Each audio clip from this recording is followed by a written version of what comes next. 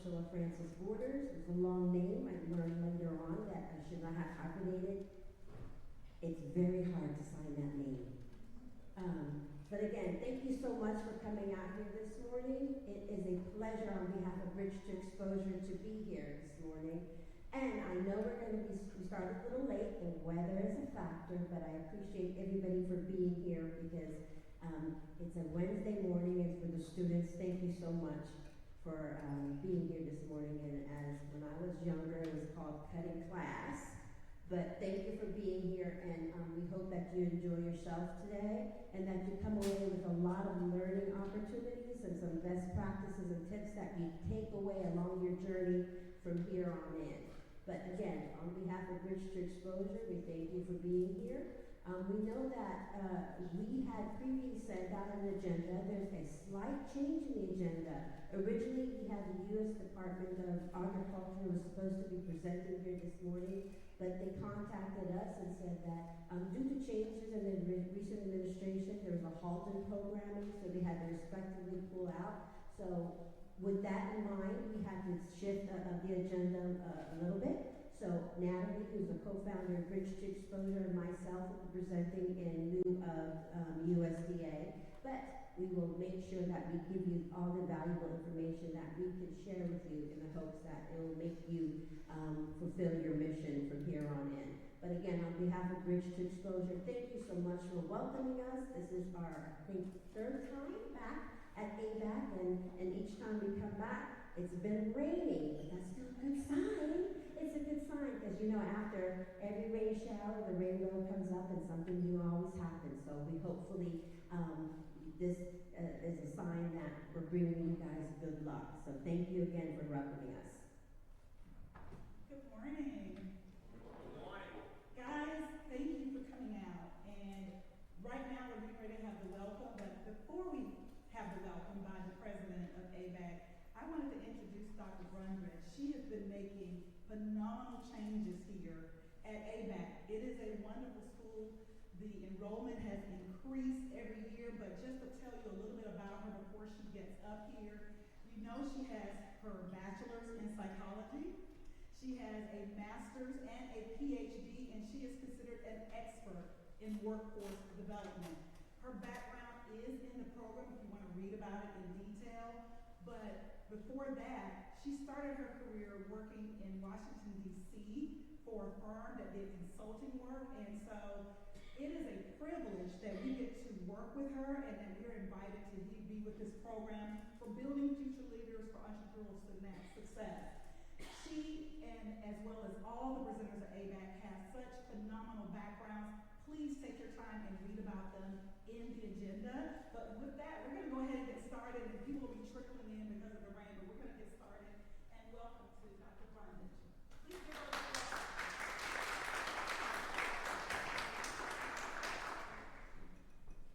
Well, good morning, everybody. Welcome on this rainy Wednesday morning.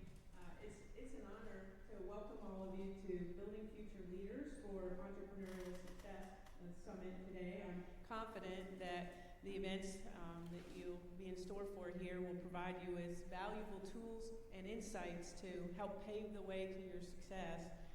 I'd like to start by extending a special thank you to Dr. Rivers, who has orchestrated this incredible event. And Dr. Rivers, your commitment, he's here, okay, your commitment to bringing together such an esteemed group of presenters is admirable.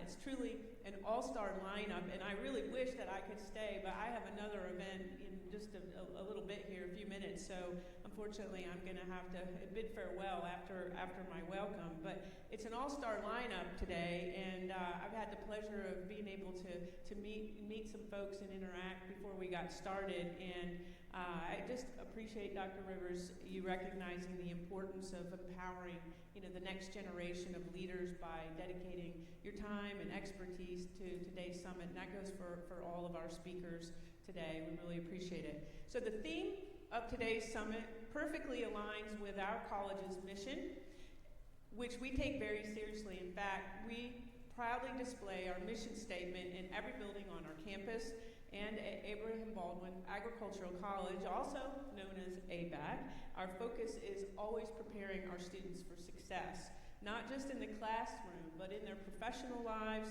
after graduation. And we hope that we continue those relationships with our students and they become a part of our ABAC family. And we are committed to equipping everyone, our students, with the knowledge, skills, and networks that they need to thrive and be successful. Today's event is a key part of that mission with the expertise of our speakers. I can guarantee that the students that will be here today and everybody else in attendance will actually leave with actionable insights that will help you in your journey towards career success and beyond. And at ABAC, we do work hard. And if you know anything about us and have read a little bit about our vision and the mission and the goals, is that we work hard to provide the hands-on applied learning opportunities for our students, small class sizes, and meaningful professional connections. And perhaps most importantly, we make a quality education affordable, proud to offer a financial advantage with tuition rates that remain low compared to other institutions in Georgia. And beyond that, we award over $1 million in scholarships every year. And in fact, last semester, 55% of our students graduated debt-free, which is a testament to our unwavering commitment to ensuring that financial barriers don't stand in the way of our students' success. At the heart of our work here is education and economic development, and when I hear the phrase entrepreneurial success, I immediately think about how education can bridge the gap between industry needs and real-world opportunities. It's about creating pathways that not only change the lives of our students, but also positively impact their families and communities. But let's be real. Entrepreneurial success doesn't happen overnight. It requires hard work, persistence, and a strong support system. And that's where ABAC comes in. Today, you're getting a glimpse of the support network we offer, and I want to make it clear that we're committed to providing you with every resource that you need to succeed, not just today, but throughout your entire career journey. And finally, I want to thank each and every one of you for being here today. A special thank you to our incredible speakers for sharing their stories of perseverance and success. And I encourage everyone to actively engage, ask questions, and take full advantage of the incredible knowledge and opportunities that surround you today.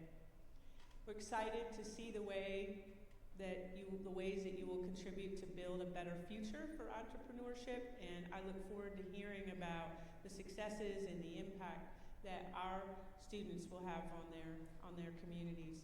And thank you again, and I hope all of you have a wonderful and inspiring day ahead. Thank you so much, Dr. Barton. On behalf of Bridge to Exposure, please accept this token of appreciation. Thank you so much. No worries. We understand. But again, we appreciate you welcoming us and giving us the opening message. So the next thing we're going to do is proceed with the next keynote speaker on the program, and that will be by your very own Dr. Jewel Rivers. Briefly, Dr. Jewel Rivers is Professor of Sociology, Marriage and Family and Criminal Justice at ABAC. He has a PhD, Family Relations from Florida State University, MS Sociology and BS in Psychology from Valdosta State University. After teaching at the college level for over 25 years, he has implanted a hands-on approach to student development with practical application of real-life experiences. Good morning, Dr. Jewel, and thank you so much for bringing us another keynote speech from ABAC. Thank you, Priscilla. If I could help somebody as I travel alone, if I could help somebody as I sing this song, if I could help somebody from doing wrong, then then my living would not be in vain. Then my living would not be in vain. Lord, my living will not be in vain. If I could help somebody as I travel alone, then my living will not be in vain.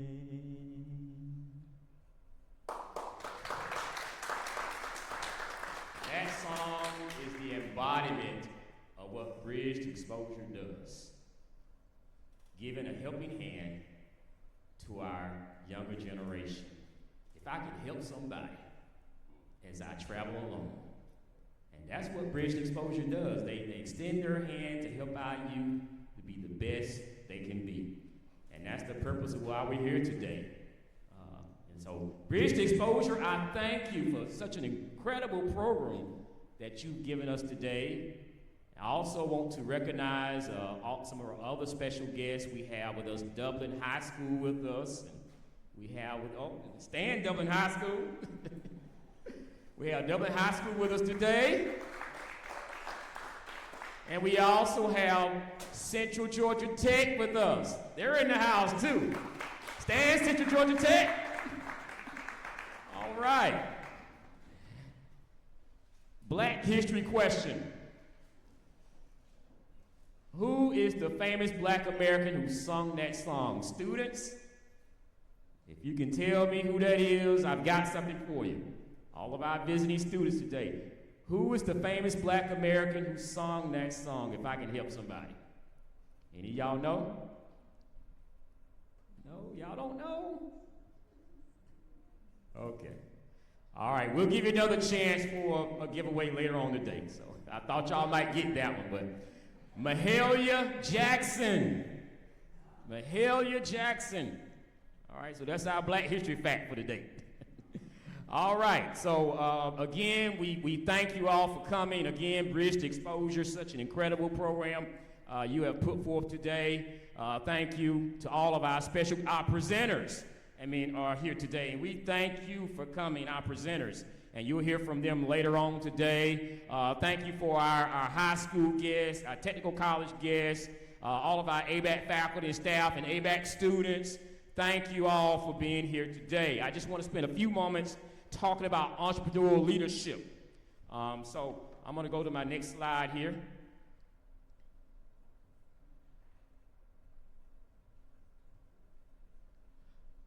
Okay, you're supposed to. Okay. Will, you got my slides loaded?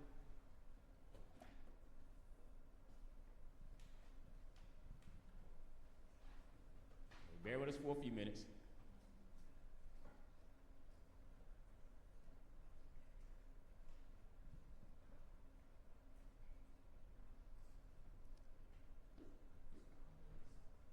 Yeah, I just need to go to my slides, my presentation. Okay.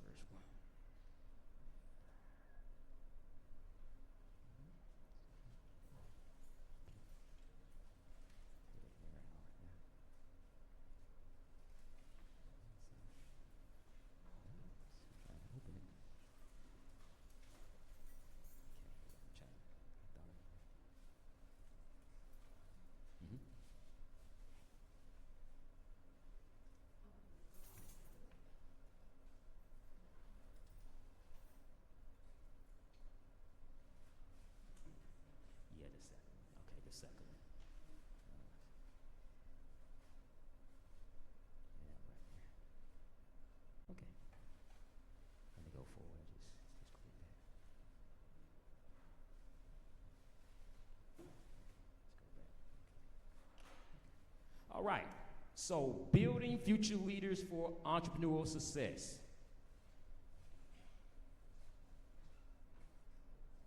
Entrepreneurial leaders are movers and shakers.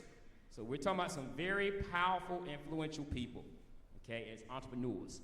We want to take that first word, movers, and underscore it. So the M stands for motivator.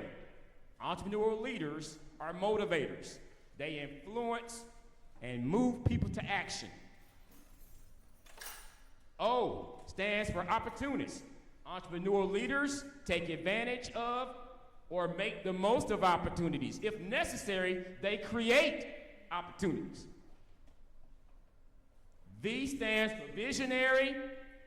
Entrepreneurial leaders see forward, propelling others with them. So they are true visionaries, and they begin with the end in mind. So V is visionary. E, expert. E stands for expert. Entrepreneurial leaders are experts in their field and therefore what? Command respect for their knowledge. R stands for resilient risk taker. Not only are they risk takers, but entrepreneurs are resilient. They're able to take risks but adapt and compensate for possible losses. So resilient risk takers. And then S, self-aware. Entrepreneurial leaders are self-aware of risks, challenges, and obstacles, as well as their own strengths, weaknesses, and limitations. So entrepreneurial leaders are movers, okay, movers. So I want to take the time now to introduce our next speaker as we move along here. She is my good friend and colleague, and I love her dearly. She is no other than Dr. Franzel Mathis Pertilla. Dr.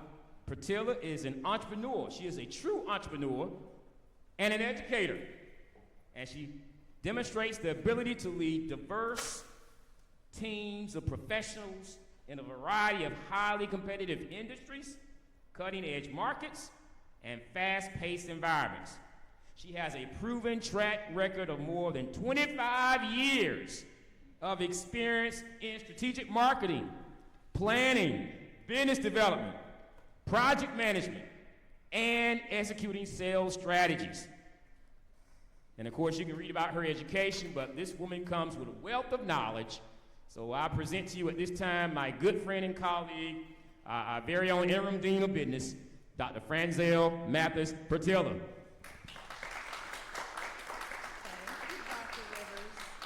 Thank you. So, this subject, keys to a successful career, is something that I've been speaking about for most of my professional career. And I am so pleased to be here this morning to share just a few nuggets of wisdom with students and, of course, you seasoned professionals and my cousin and very good friend, my cousin Pam is in the audience, and my very good friend Margaret. Wave your hands.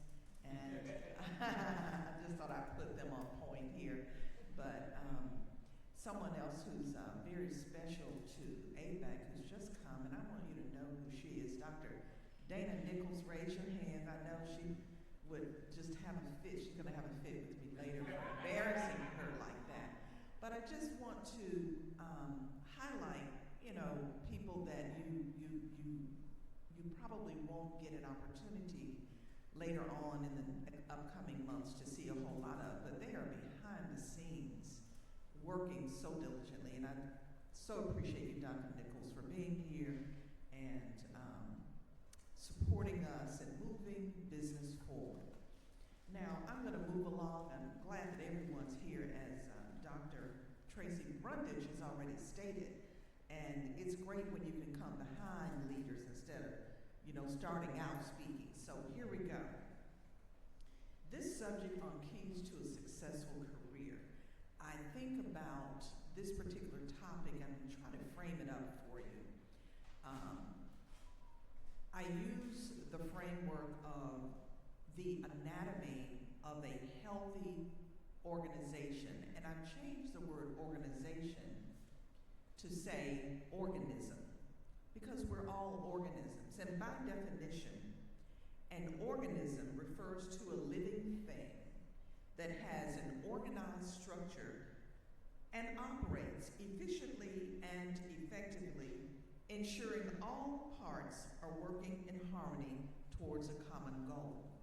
Now that's important because when we liken a person to an organization,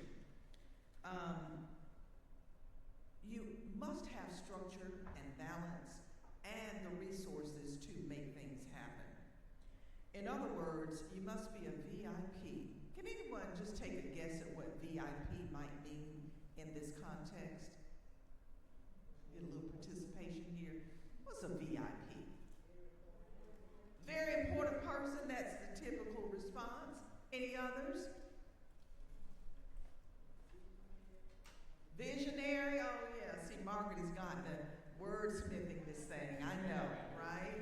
But in this context, a successful person must have visibility, image, and performance. And as a C-suite executive, early retired from AT&T, performance was always premier. Visibility, image, and performance. So some of you are asking, okay, well, so how does that work? Well, let me share. Firstly, visibility is crucial. Just as a healthy organism needs to be aware of its surroundings to survive and thrive, a successful person must be visible in their field. In other words, you can't play behind the scenes, right? And this means networking and seeking opportunities to showcase your skills and ensuring that your work is recognized.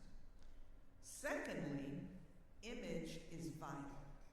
A healthy organism must maintain a robust and positive appearance to attract resources and allies.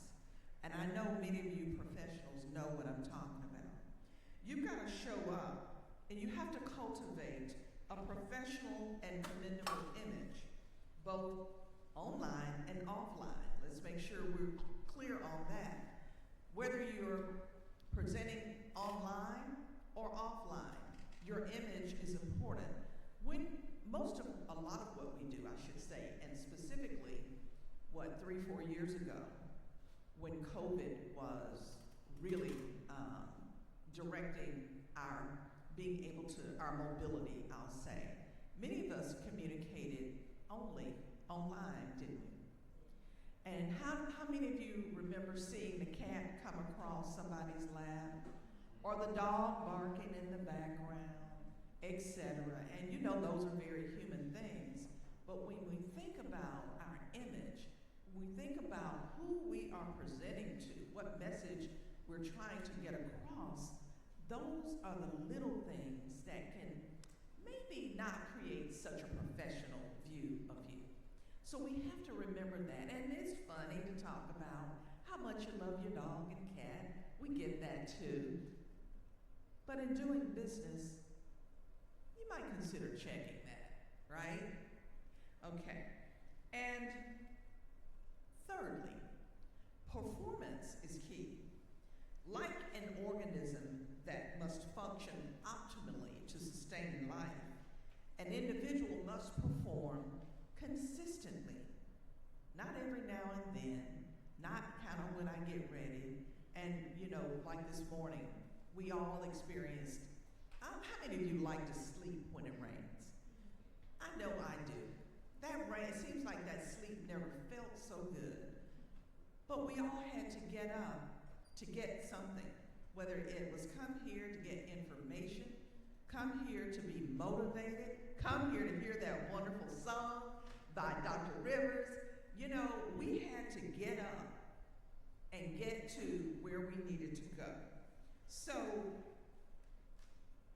we have to adapt to change. We have to excel in our task. I just want to say this entails continuous learning. And that's what we strive to do at ABAC. ensure that we've got the right curriculum ready. So when you're getting your education, you want to make sure to inspect what you expect, because it will matter in how you advance your life. And again, the focus on this particular conference is on the entrepreneur. Yes, indeed. Let me tell you some fun facts. I've had a lot of successes, but I've had a few failures. And I don't mind sharing that with you. And later, Pam is going to tell me I need to be ashamed, but let me just bring it to you real raw today. So as an entrepreneur, I can remember the lean times. And does anybody know what I'm talking about? The lean times? You know, those are the times when it was hard to make payroll, when I had to relocate my office, when I had to downsize, reduce employees during a bad economy, call home and borrow, maybe $10,000, $20,000 from my good old aunt who is deceased now, and pay it back, by the way. But those are part of your resource base, right? It's good to have family with means, isn't it? Yeah, so that's the truth. And it's good to be reliable. You take risk, as Dr. Rivers spoke about, but you need to be reliable. So those are some of the experiences that I have, as well as all of that other success and coming in front of people and speaking and being a part of, groups and being recognized for everything that you do. That's the fun stuff. But the lean times really help you to develop that character, the consideration, and the ability to deal with change, because change is certainly coming. Now, when we experience these challenges in life, when we are adapting to change, there are times when you just fall down on your knees. You might even fall back. But here's what I say. If you fall back, if you can look up, you can get up. And when you get up, put your shoes on and continue to do the work. And that, my friends, is called resilience. In closing, by integrating these principles that I've shared with you and a few of my experiences, you'll remember that stuff, you can build a thriving and successful career that resembles a healthy and functioning organism, constantly growing and achieving its full potential. I wish each of you the best on your journey, and if there's anything that I can do to support you, you have only but to ask. At this time, I'm going to turn it back over to Bridge to Exposure, and I'll take any questions that you may have. I do have a couple of minutes, but if a student has questions about any of my experiences, I think we have maybe a couple of minutes for that. Like Dr. Brundage, I've got to get to that same place that she's going to next. But if there aren't any questions, thank you very much for allowing me to share my life with you. Best of luck.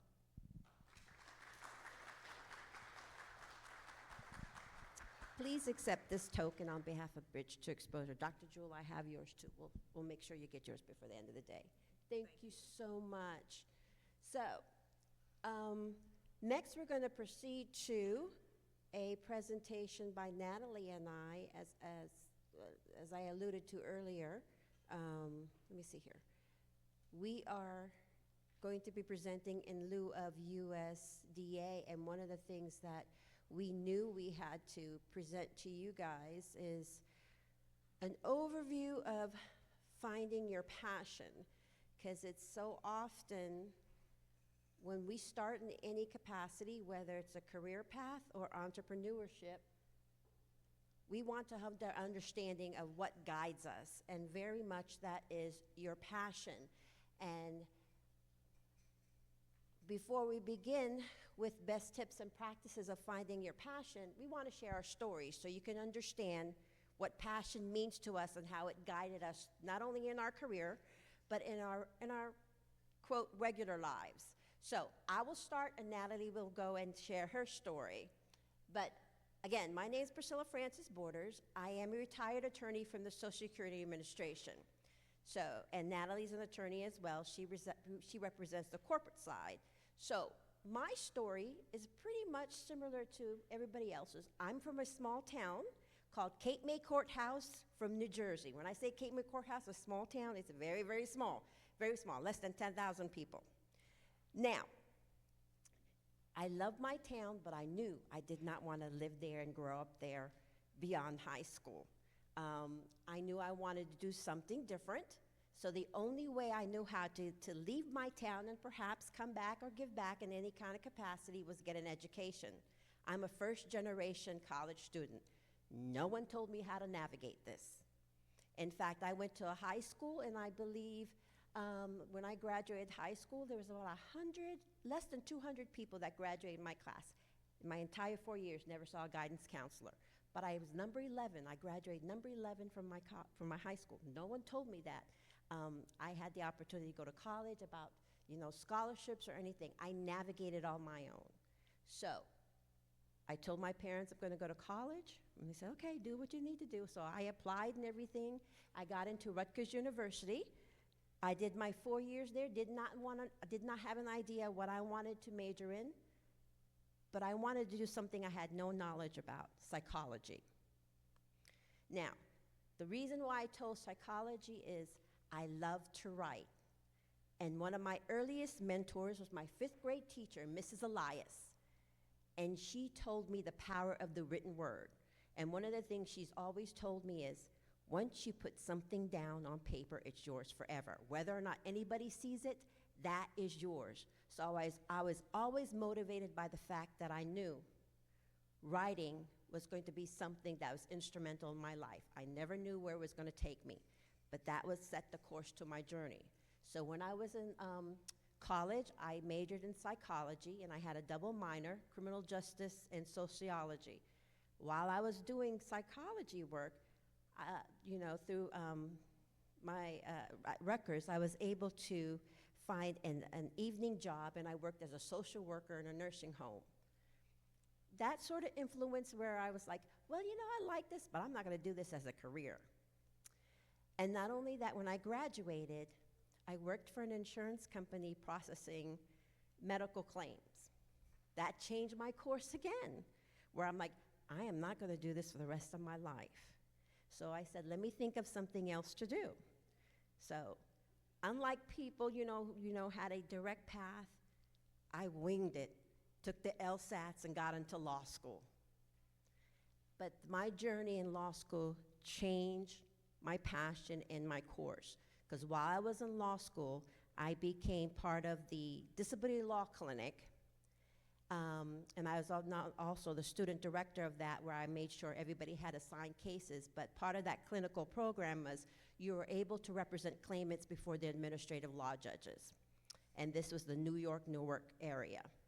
And it was Judge McNeil who told me, come to my chambers after I had a case before him. And he's the one that told me that I should represent the federal government doing this work. That's how I got into Social Security Administration, and I stayed there for 23 years. So there's a lot of people throughout my path that sort of solidified my passion, in that when I worked for the Social Security Administration, unlike Natalie, I was not a litigator, I was a writer. I wrote for judges every day, where we researched the policies, and we wrote decisions for the judges. And not only that, I had collateral duties where I was able to train and mentor new attorneys and paralegals.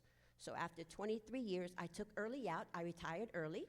I met the age, and I had a number of years, so I retired, and I made the conscious decision that I was going to retire at the height of my career, and knowing that I'm going to leave the agency with wonderful, wonderful trained attorneys. So that's my story, and just to give you a semblance that you may not know how your path started, but you're going to develop along the way passions that will guide you where you are.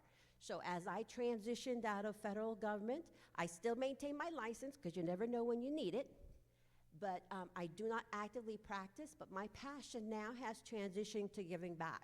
And that's why Natalie and I started Bridge to Exposure. And one of the purposes for Bridge to Exposure, we leverage all our contacts and partnerships and networks from Metro Atlanta, and we travel throughout rural Georgia to make sure we give opportunities for people to hear stories that are not unlike anybody else's, but it really, really helps when you hear stories and experiences and you get valuable information from people you may not know to let you know that there's a world of possibilities that you can achieve.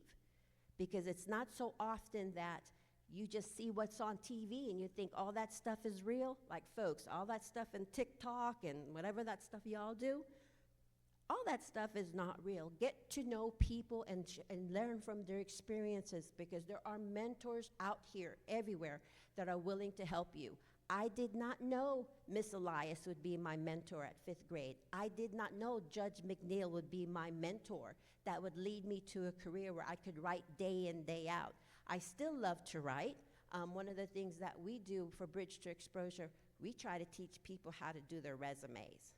Please, please, please, resumes make a difference, but make sure you understand resumes are your first impression, because you need to brand yourself to make sure you understand. Once you get your foot in the door, you got to make sure that door stays open.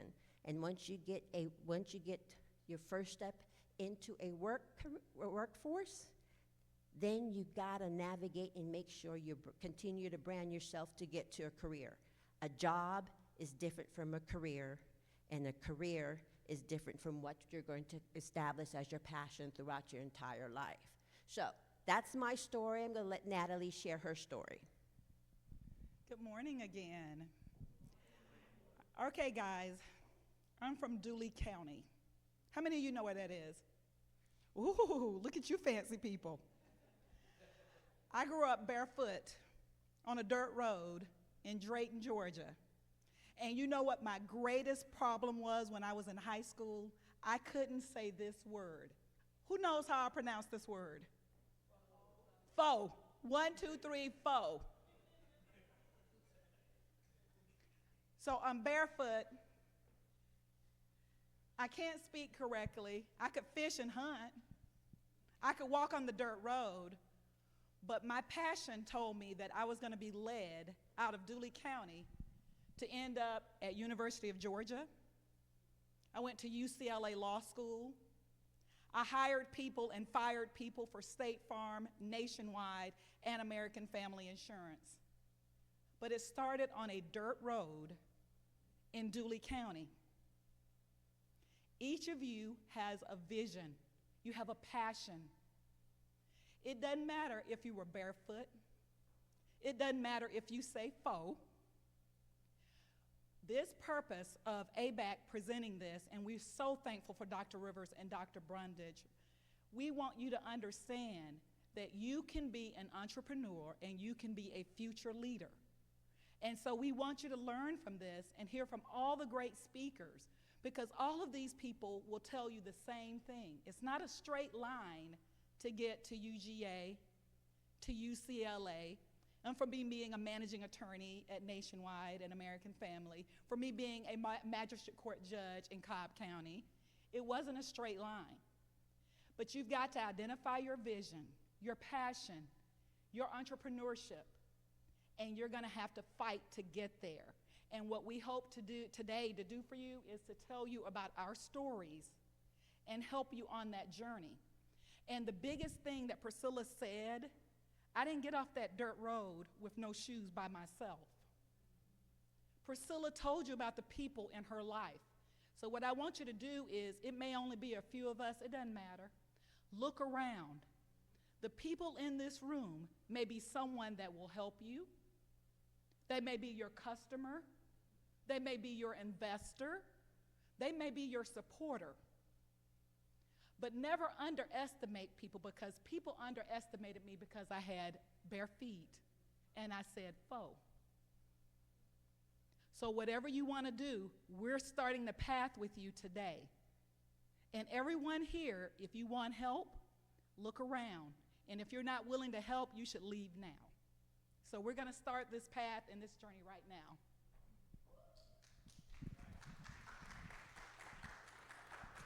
Okay, the first step in finding your passion, this is very, very important. You are here now.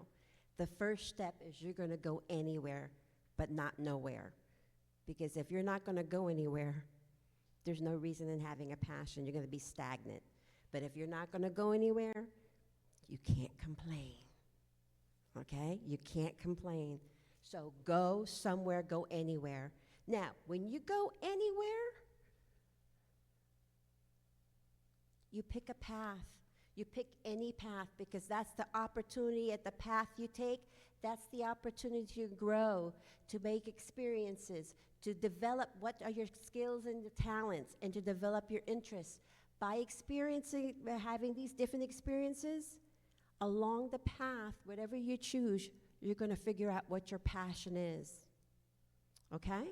So first, pick a path, any path. Go backwards, forward, sideways, I don't care. But you got to go somewhere, anywhere but nowhere. And whatever path you take, you're going to have you're going to learn something, have an experience that will give you curiosity, that will lead you to develop your passion or strengthen your. Now, there are some people that may know early on, I know little babies, like, I am going to do this, and they may have a set path. That's rare. But there are some people that are like that. But if you're not like that, like me, you just never know. And there may be people along the way that you meet to your path that will help tweak your passion. Now, how many of you have picked a path? Raise your hand if you have a path. That's great. If you don't raise your hand, it's okay too. When I was walking on that dirt road, I didn't know I was going to be a lawyer. And I definitely didn't know I was going to work for Fortune 500 insurance companies. And I used to represent people when I was a plaintiff's lawyer, but then I switched over to the dark side, to the insurance industry. But when I walked on those dirt roads, I didn't know that. Pick you a path. It's okay. And if you don't have one now, start thinking about what is your passion? What do you want to do? It starts literally now, because I didn't know what I was going to do. I knew I wasn't going to stay on that dirt road. So I knew my path at that time, my passion was just to get out of Dooley County. That was my first passion, get out of Dooley County. So I picked my path. So pick a path. Pick what you want to do right now. And as you take a path, it is okay to change the direction of where you're going. It's okay. Everybody does it. Like I told you, I went to law school. I learned psychology. I love psychology. I love to write. It was a lot of theory work. I loved it. I didn't know anything about it. But I knew, and I knew early on, talking to people, for me to make money in psychology, I had to get a PhD so I can be a clinician. I didn't think I want to spend that long in school. But it turned out I went another direction and did end up spending that long in school because I had to go 3 years to go to law school. But your trajectory is determined by yourself, and it's okay to change your path. And it's okay to change directions because that's an opportunity, once again, for you to learn and to develop what's your passion and take another direction or a course to make sure you are living your dream and your passions. And again, when we talk about changing directions, some of you raise your hand, you know what you want to do now. I knew I wanted to get off that dirt road. But when I got to college at UGA, I thought I was going to be a doctor, guys. I was taking biology, all these medical classes, and then somebody told me I had to cut up a frog, and I was like, have you lost your mind? And so I changed again. I'm going to be a lawyer now. So I took the LSAT, and then I ended up at UCLA. It's okay to have a dream now. It didn't negate the dream I had of getting off that dirt road, but then I went to law school.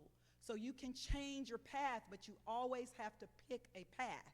You've got to pick where you want to go, and then change if you see that that's something that you really don't want to do. And no matter what direction you're taking, you are the person that controls how fast you are going along that path and the direction of the path. Now, there may be obstacles that happen along the way. And some of those obstacles may not be in your control. Whether it's not, you lost your financial aid, you can't you can't go another year at school or whatever happens, irrespective of the obstacle that you face, those are opportunities for you to assess, ask questions, and seek assistance. And one of the things that we like to highlight for Bridge to Exposure, there are mentors around you everywhere. Some mentors, you may not even know they're mentoring you because you're blocked for some reason. But there's always somebody there to help you, whether or not someone is in the school, whether or not someone's in your family. There are mentors everywhere that are able to assist you. But obstacles, do not treat obstacles as something that tells you you cannot do what you want to do. Stick with your passion and make sure you're able to find a way to navigate through those obstacles, whether or not you have to go change your course on the path, but stay on the path. Just don't go nowhere.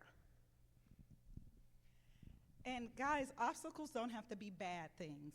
Some of you may be sitting far back, but some of you can see my neck. And I left this scar on my neck intentionally. I had surgery, and they were going to have to put me under. I thought I was going to die. And I promised myself, if I get out of this surgery, I'm going to do something that I love. And so when I got done with this surgery, I retired, and Priscilla and I started Bridge to Exposure.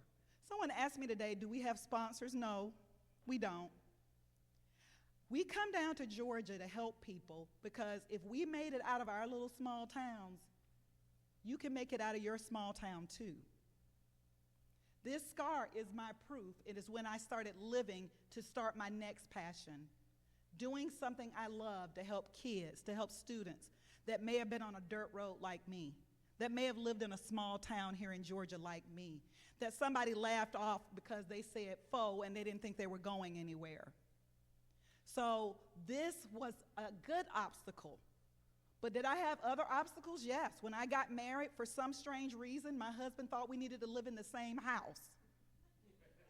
So I had to leave rural Georgia because I had given my heart and passion to helping people in rural Georgia. But when I got married, I had to move to Atlanta. So I've been working for insurance companies all that time. But after this, I told my husband, I'm going to still stay in this house, but I'm going to be back down in rural Georgia. And so this is why I'm here. This is my passion. You all have a passion, even if you don't know it. Find your passion. And passions are just not limited to one thing. You could be passionate about a lot of things. I'm passionate about a lot of things, but I try to make sure I do those things that I'm passionate about. And so I take my obstacles, it's not a straight journey, as a way for me to figure out to do the things I love doing. And lastly, arriving at some place doesn't mean that your journey is over. Success is a journey, it's not a destination. Like Natalie and I, we have transitioned from one aspect of our lives when we both consider our careers successful. I was able to retire early, and like I said, I retired in a good place. I wasn't going to make any more money. I retired at the top of my level, so I knew it was time for me to go. And it wasn't a matter I didn't love my job. I knew everything. I've learned everything I needed to learn. I did not want to be a manager, and I did not want to be an administrative law judge. There was no way I was going to write 500 cases a year. And I knew it was time for me to leave and transition to a new person. So success is a journey, and we're still trying to make success. Now we're trying to do it as a nonprofit, like. I know she said we don't have any money, but we're trying. So we're trying to make concerted efforts to make sure that we have sponsors from Metro Atlanta to make sure that they understand how valuable this work is for the children of rural Georgia. So, but make sure you understand success is a journey. It's not a destination. And you work, whether or not it's career or in your personal life or anything, It's always part of your passion and it's part of your path as you continue in your life's course. So make sure you understand success is a journey. And before we bring up the next group, I'm going to bring this full circle. The person you're sitting next to could be the person that helps you out. When I knew I wanted to come back to South Georgia, I didn't know anything about being nonprofit. I didn't know anything about how to start this venture, this next phase of my life. But I knew Priscilla. She was somebody I met in my life. And even though we didn't work together, she's in federal government or in corporate America, you never know if the person sitting right next to you will be an investor, a customer, a colleague, a partner, or a supporter. So make sure you meet the people around you. Make sure you speak to the people around you. Success is a journey, but that journey is going to be shared by the people you come in contact with. They will motivate you. They will elevate you. Teachers that take time to bring students to a meeting like this. Other schools that you registered to come here. Make sure you meet everyone.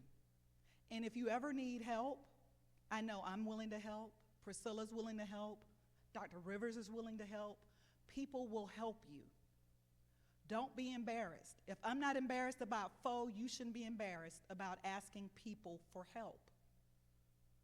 And so listen to the rest of the presenters and take something from it to help you grow, to develop as a future leader and entrepreneur. Thank you. So we're going to take 1 minute to transition. I'm going to ask for the presenters of the Career Roundtable to come up to the stage and sit at the table right here to the left side of me, and then we'll get started with the Career Roundtable. As they make their way, I'm going to tell you the format to the Career Roundtable so you can understand how important this is, and it is part of our signature offerings from Bridge to Exposure. So for Myrna, when you guys are ready, okay, they're going to step out for a minute, but as we transition, I'm going to tell you what the Career Roundtable consists of. But one of the things we'd like to make sure that we bring to students and to schools and university and high schools is the opportunity to meet people from Metro Atlanta who do the work. So you can understand, hey, this is not a unique experience. There are people who have gone to college, whether it's a small college, a public college, a private college, but have had similar experiences that you, like yourselves, and have learned to navigate years worth of owning and operating their own business, and can give you best tips and practices as to what it takes to be a business owner and to continue doing that. Now, you heard earlier, there could be failures. But remember, failures are not determinative of you quitting or making sure you can't navigate a different path. But it's an opportunity to pivot and to figure out what you're going to do next. But we are excited to offer you this Career Roundtable, and everybody who's going to be participating in Career Roundtable is from Metro Atlanta. And they're successful business owners with years of community engagement, community involvement, and everybody who's here actually is from downtown Metro Atlanta. So you're going to get people who have invested in their neighborhood, and they are impactful, and not only as community leaders, but advocates of their community and give back to their community as business owners. So if you guys want to come back, I'm going to ask you to come and sit. And the way it's going to happen, the format, they're going to have a couple of minutes to introduce themselves, to give you their background. And after that, I will be asking a series of questions, giving the opportunity to answer. And then we would really, really love, if you guys have any questions, this is the time to talk to business owners about how to start your own business, what it takes to make a business last. Because you know, oftentimes a lot of people start, but they fizzle out really quick. So this is time for you to ask questions, whether or not you want to be an entrepreneur or you want to ask questions about, how do you focus on careers, what directions you take, and everything like that. But I'm going to, let me just see, I'm trying to pull up the slide here if you guys just bear with me.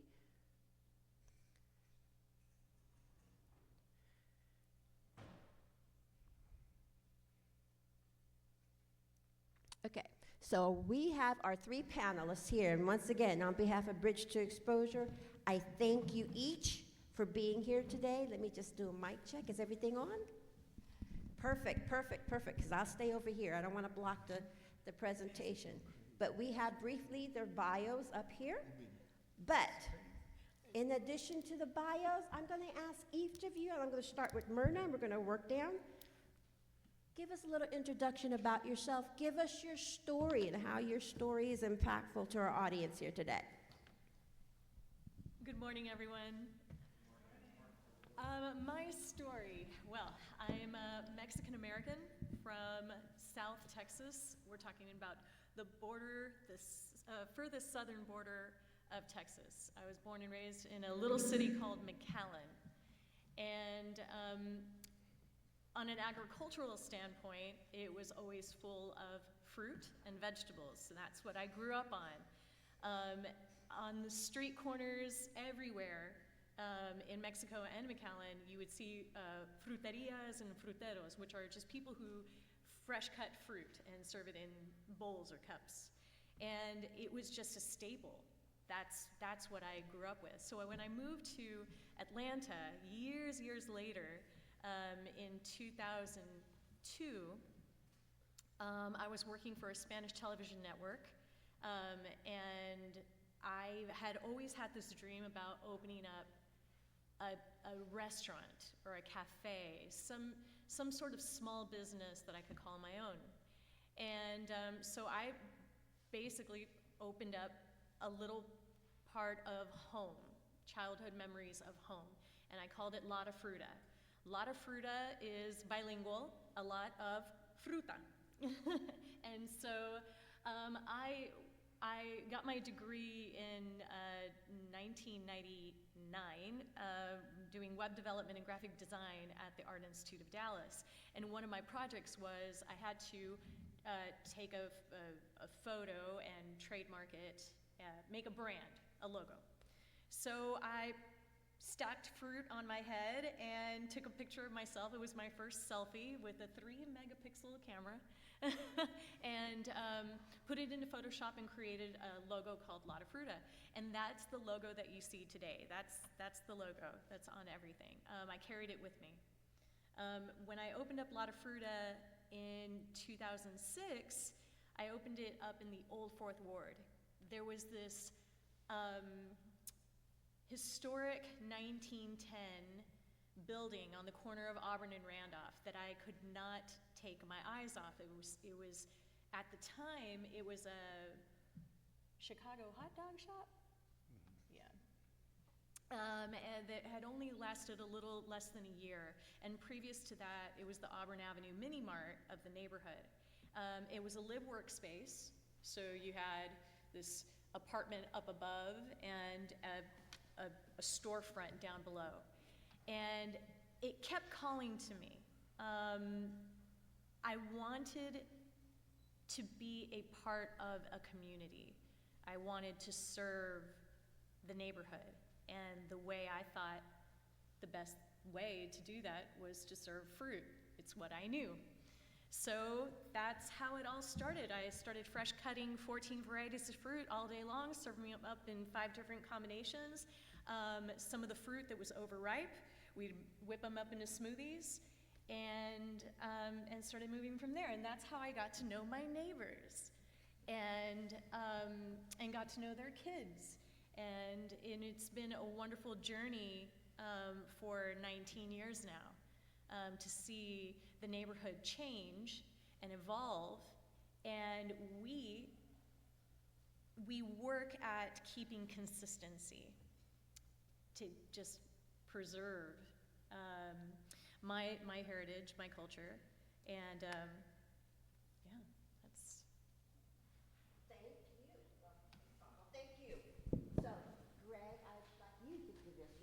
Okay, so I'm Greg Evans. I know the clap is for morning time. So I'm Greg Evans. Actually, I have South Georgia roots. My wife is from Albany, and I went to Valdosta State. I started off, so a lot of folks don't know, even though I graduated from Georgia State, but I did do 2 years at Valdosta State. And I got one of my fraternity brothers sitting out there, Thomas Newsom, that came up from Adel. So good to see Thomas. But no, entrepreneurship is different. People make it seem like it's really, really easy, but it's not. I always tell my folks, keep chopping wood. Chopping wood represent work, and you have to do that. You have to mentor people, and you have to be mentored. Even when you're making it, you still have to mentor. This guy sitting to my left here, he mentors me. And I think on some days I mentor him. So it's a thing where I live in that neighborhood too, Old Fourth Ward, and we moved back in '89. And when we moved back in '89, there was drugs and all kind of dilapidated housing all around, and we just started working, one house at a time, one block at a time.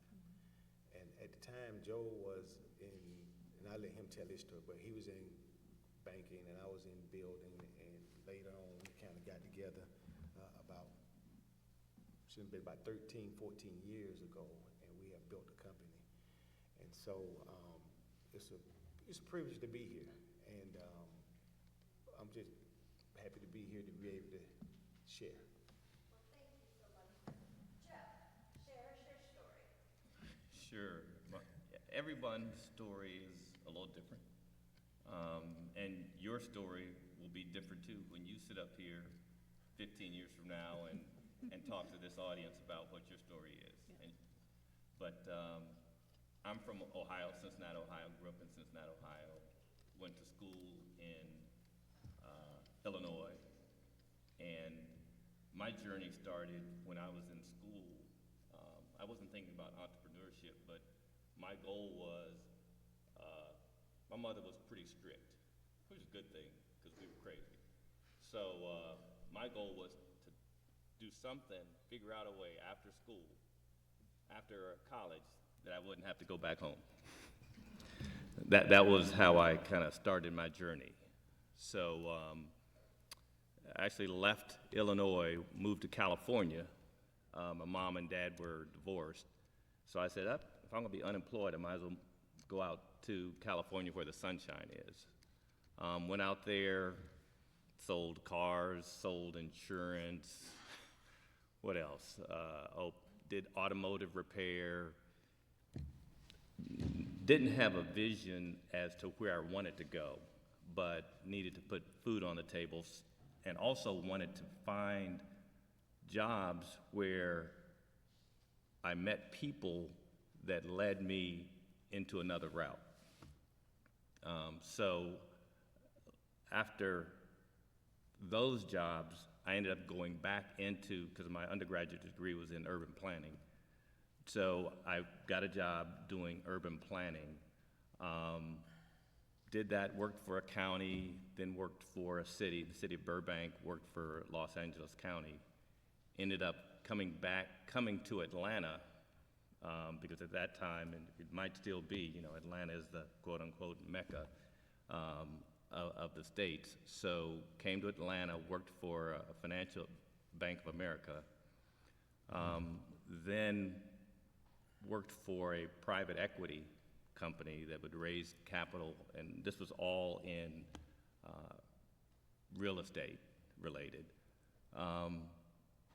Then said, what I'm doing is I'm making a fair amount of money for the company.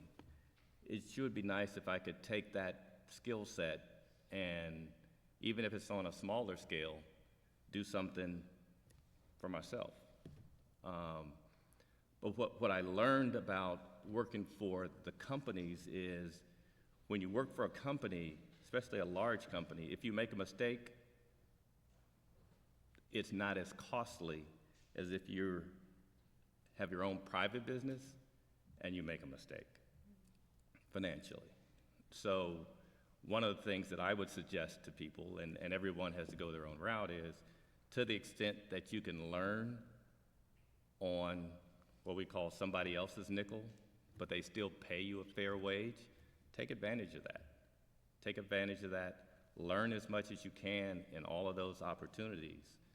So then when you step out on your own, you can step out with a little bit more experience, and you will have already had some of those learnings, some of those costly learnings that don't cost you. Also, my journey was, as Greg said, started on the entrepreneurial side about 15 years ago, where got to a point where we said, all right, we can make this leap. We can make this leap. So, as the presenters have also said, the journey is generally not a straight line, but as long as you're moving, you might not think you're moving forward, but as long as you're moving, ultimately you'll find where you're supposed to go. Thank you each. You guys can hear me, right? Here we go. Okay, thank you. So thank you each for your stories. Now we're going to ask a series of questions that I hope the audience will get some enlightenment as they each pursue their career paths or whatever path, including entrepreneurship. So, align with Joe's answer.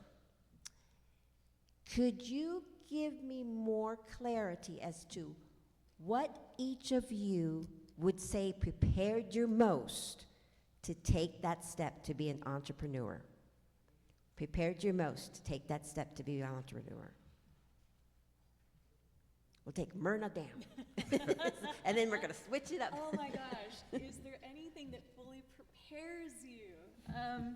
I really felt, because I worked with Univision for 11 years. I started with an internship in Dallas at Channel 23 in 1994, right after I got an associate's degree in business and hotel management, which was what my mom wanted me ultimately to do. She either wanted me to work in television or run a hotel.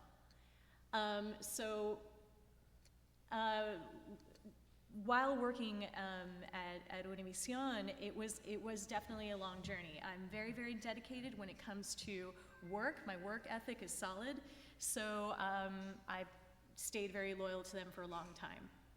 After 9 years in Texas, they transferred me to Atlanta, Georgia, and I had never been to Atlanta before, but they wanted to start up a station here that was doing 90-second news briefs, and they wanted to start an actual newscast. So I was sent up here with my ex-husband, and he was going to be the local anchor, and I was going to be doing all the promotions and marketing for it. So we were going to do that for 1 year. That was the contract. And that turned into 2 years. And it worked out great, but what I realized, I had always had a dream of opening up a restaurant in Texas. I wanted to do something very close to my family. And when I moved up to Atlanta, I started to fall in love with the city itself and the state of Georgia, how diverse it was, how you guys have 4 seasons, which is great. In Texas, there's one. It's called hot. That's it. It's hot all year long. So it was wonderful to see, the leaves of the trees change colors and all of that, and to experience 4 seasons. So I started to fall in love with the city and realized, well, maybe I should be making business here. Maybe my journey is to open up a business in Atlanta rather than what my mind had been telling me all this time was Texas. So I brought a little bit of home here, and that's how La de Fruta was born. What was the question? I go on rants. I do. I talk, and then I forget what my What prepared you most? what was the What prepared you most? What prepared me most? Okay, so like I said, working with television for that long, it did prepare me. And like Joe was saying, if you're gonna work on someone else's nickel, and learn and make mistakes along the way. Now, yes, television, media, is completely different from restaurant, yes, but the ethics are the same. You know, keep consistency, build resilience, and those can carry you through pretty much any field whatsoever. And those values that I acquired in media, I carried them over to the business that I have today. Thank you, Brenda. Okay. So I made a statement earlier about chopping wood. So when I went to Georgia State, I worked the summer program for Georgia Power. And I finally got on with them permanently, and then I found out that they had a program. So I got hired on in the mailroom as a courier, and we would sort this mail every night. And my friend, my coworker, told me one night, he said, "Hey man, we're gonna go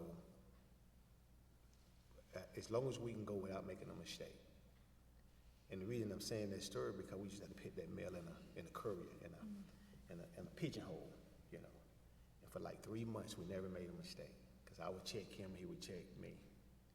And what I'm saying is, going back to what Myrna's saying, you got to be consistent.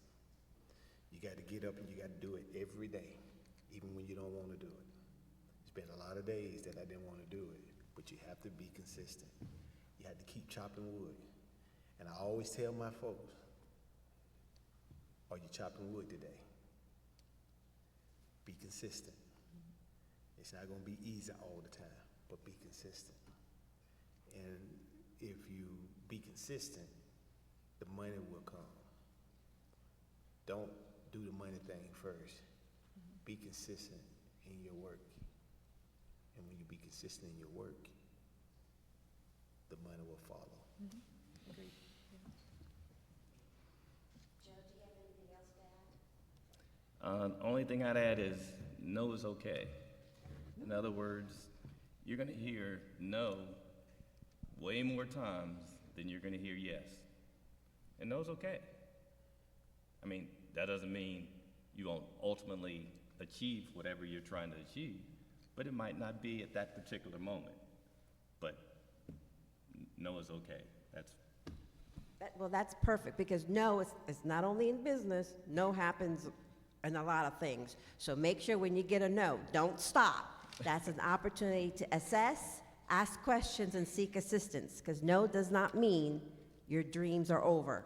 Thank you for that. So, moving on. So as a business owner and entrepreneur, what has been your greatest challenge?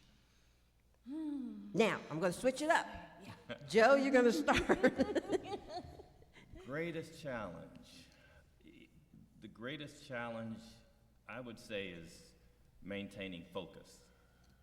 Maintaining focus. I mean, if you have an entrepreneur mindset, I mean, you see this, you see this, you see this, and all of them in your mind are opportunities for you to do this or do that. How do you say, all right, I'm going to stay with this for X amount of time, give it 300%, and then if I don't, not successful here, then maybe move on. So I'd say staying focused for whatever period of time you give yourself to be successful or move the needle forward in whatever you're chasing. One more time with the question. I got so involved with Joe saying, I just forgot. What has, as an entrepreneur, business owner, what has been your greatest challenge? I think it's focus. You know what was so funny when me and Joe met, me working for Bank of America. I was doing housing, he was doing the financing piece. And when we first got together, I ain't gonna say we was all over the place, but we was kinda all over the place. We was doing work, meaningful work, we were building houses at a certain price point, but then me and Joe had a conversation about affordable housing. That's what we came out of. And so we ended up getting back to what our root was. And so like Joe said, you can be all over the place, but you got to stay focused on what it is. And you have to reevaluate yourself. Mm-hmm. And Joe is the banker in the business. I'm the builder in the business. But Joe, sometimes he's the builder, and I may be the banker. But that's been the biggest challenge. I think the biggest challenge is, or what I would say is, as Joe said earlier, it's okay to fail too. It's okay, but you got to stay focused, because sometimes we hear that you got to get it right every time, and you don't necessarily have to get it right every time. And that's a challenge for some people. When you don't get it right, you feel like a failure, but you just got to reevaluate and get back at it. As they say, get back on the horse. Thank you. Myrna?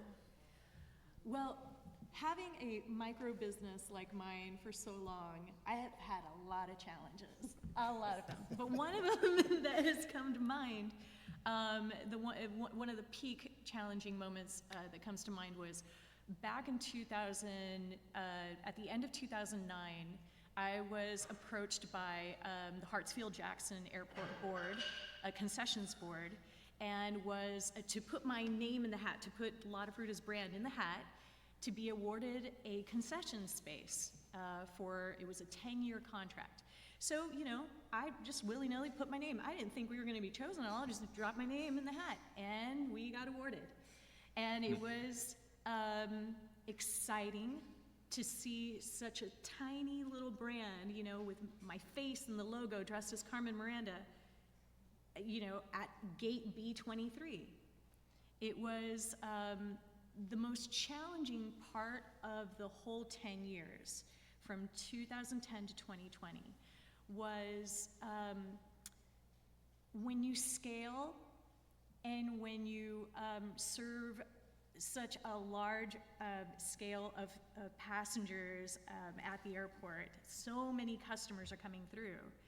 How do you keep the authenticity of the brand that you have, all of the smoothies and fruit cups and sandwiches that you're making, and that Cuban coffee that I'm actually making and serving to each and every customer? How do you do that with 30 employees now that run 4 or 5 shifts a day, because you're open from the first flight that goes out to the last flight that leaves? And all of these, and so because the location in the Old Fourth Ward is home-based, I would bus the employees from, we call it Lotta Fruta 2, down to Lotta Fruta 1, so they could hang with us for the entire day and learn how to peel papayas, and learn how to crack coconuts, and learn our ways, and learn the history of it, and know that the person in the logo was the actual person who was making and mopping the floors when, you know, or cleaning the bathroom, doing all of the chores just as everybody else was. And so 40% of my time for those 10 years were going back and forth and trying to keep the authenticity as tight as possible. But, you know, it was a challenge, big one. Well, thank you. That was very insightful. And once again, you're hearing that there are always challenges, but there's also opportunity to pivot and reassess. So I'm going to change something a little here. Knowing what you guys know now, would you still be in the same business? Yes. Yes. I don't know. Okay. No. Okay. Let's hear from the no. Let's hear from the no. I don't know. You put yourself on the spot. You know, I'm a structure guy, and some fields aren't very structured. And so you have to know kind of where your fit is. So I don't know. Well, let me add a question. So let me put a little sort of caveat in there. Is there something you would have known that you know now would have made a difference back then if you knew it? Something you know now you wish you had known when you first started? I don't know if I'm not sure if the outcome would be different. What is that? The lack of structure. Okay, the lack of structure. Okay, the lack of structure. Okay. How about Greg? You have anything? Well, um,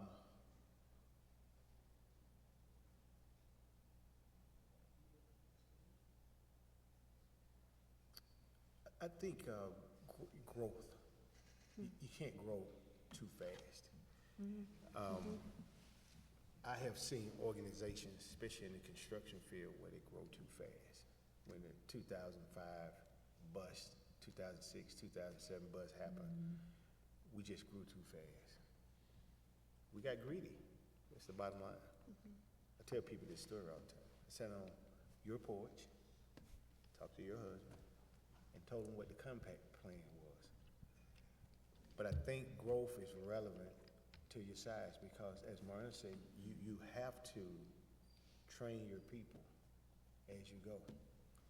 Now, just to kind of tell you the difference is, when we was doing the houses back then versus now, Joe and now completing a 36-unit townhome.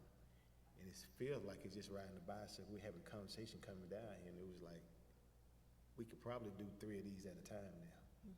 Because the growth and the systems has caught up with getting everybody trained. So it will probably be, like you say, it would probably be, don't grow too fast. Because what happens is you go from building, whatever it is you're doing, you go from doing 2 smoothies to doing 1,000. But somewhere in the middle, there has to be a medium of where you go and what are the levels. And like Joe said, structure.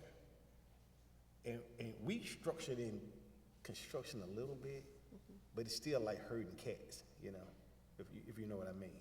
You know, cats kind of do their own thing. So that's what I would say. How about you, Myrna? Is there something you wish something you know now you wish you have known when you first started? Inflation. Oh. Lord have mercy. Yeah. Things are so expensive these days, especially produce. But, you know, it's still sticking with what you're passionate about, I think, is truly key. And I'm still willing to reduce my profit margin if it means that I am serving my community something fresh, something that's true to me. I eat this all day. I want to serve it to everyone all day. I want to give them healthy options. There's not enough healthy options out there, you know? You see all, you know, and that was one of the biggest, another big challenge along the way was seeing the growth and scale, the rapid growth and scale of the fast food industry, right? And you're like, why is there another Burger King there? Why is there another Bojangles? They keep growing and growing.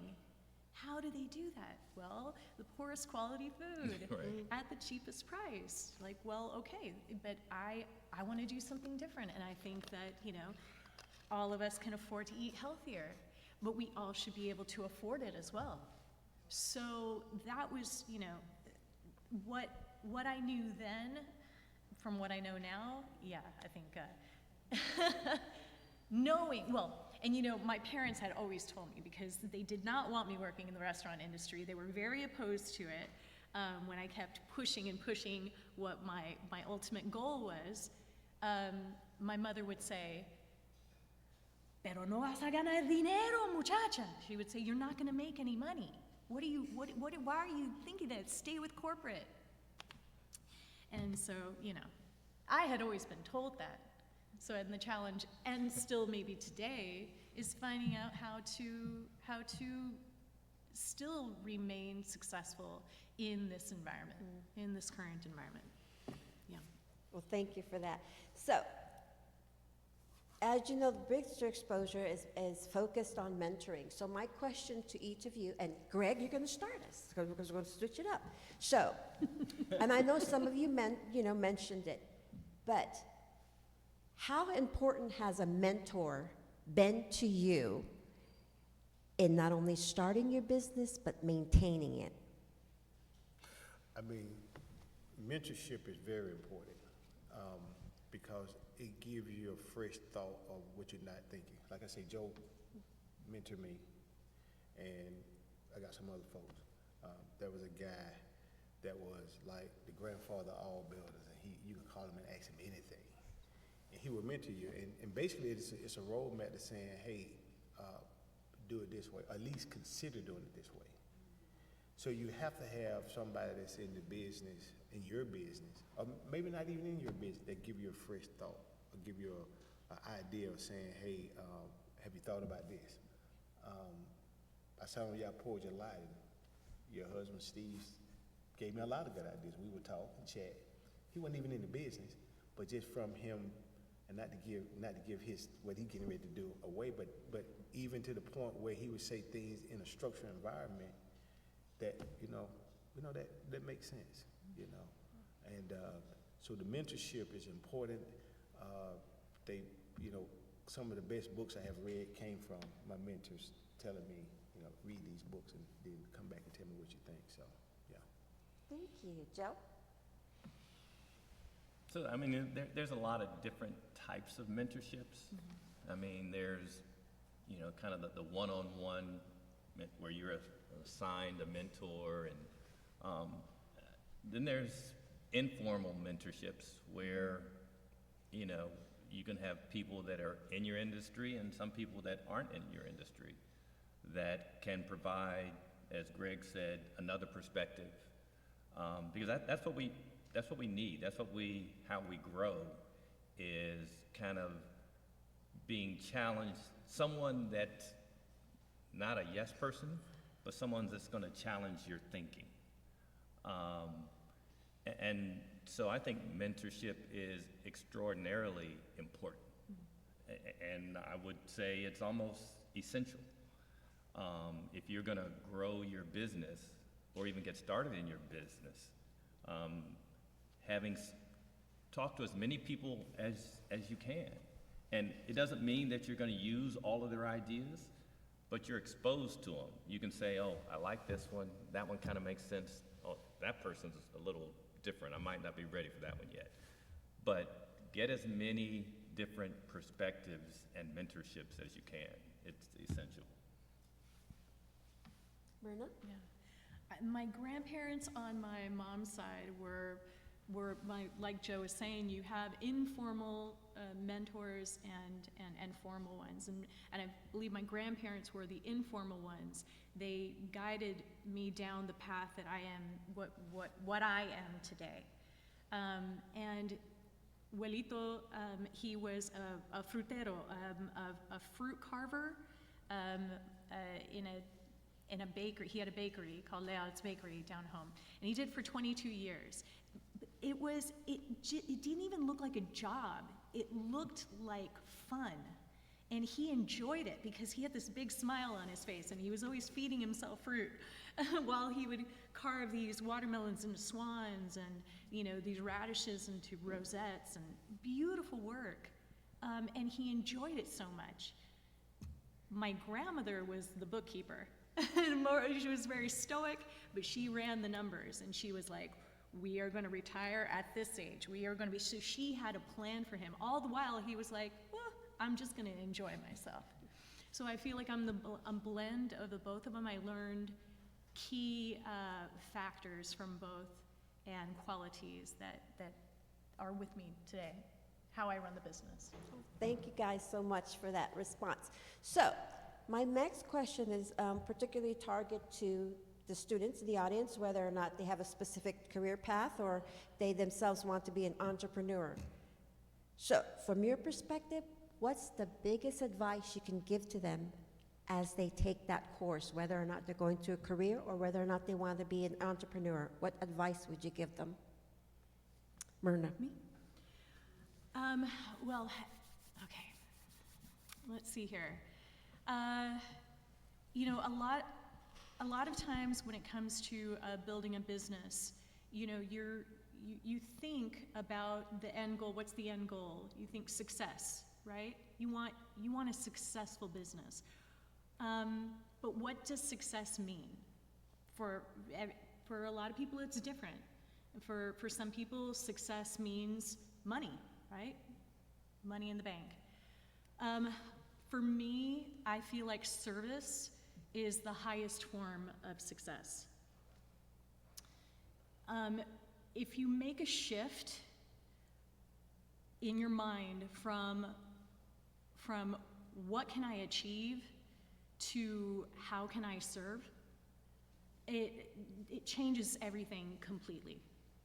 So success will ultimately be less about the accolades and more about the lives you touch, you know, the wisdom you share, and you know, and the doors you can open for others. So. Yeah, I agree with Myrna. For me, life is about service. I know we have to have means to do the things we need to do, but it's about service. When you service someone, I think the biggest enjoyment I get is when someone buys a home and clothes and they move in, and then you're able to service them. That's the biggest service. Just like people we mentor, you know, we give them a service. They call you and they puzzle about a situation, and you're able to work through it with them. But the service for me is number one. As I said earlier, if you do the service and get that piece right, the other parts of it, money, whatever, it will follow. Be happy in what you do. Yeah. So, give me the question again. Give me the question again. I'm going to repeat the question. Now you made me forget. I want to make sure, because I'm thinking about the next question, but this question is, what would be your best advice to a student, you know, as they go to the career path or start their entrepreneur endeavors? So mine would be, and I think everyone has been saying it, you got to get out there and try. I mean, you got to get out there and try. And it wasn't always, every time I hear this, and I hear it quite often. So, you know,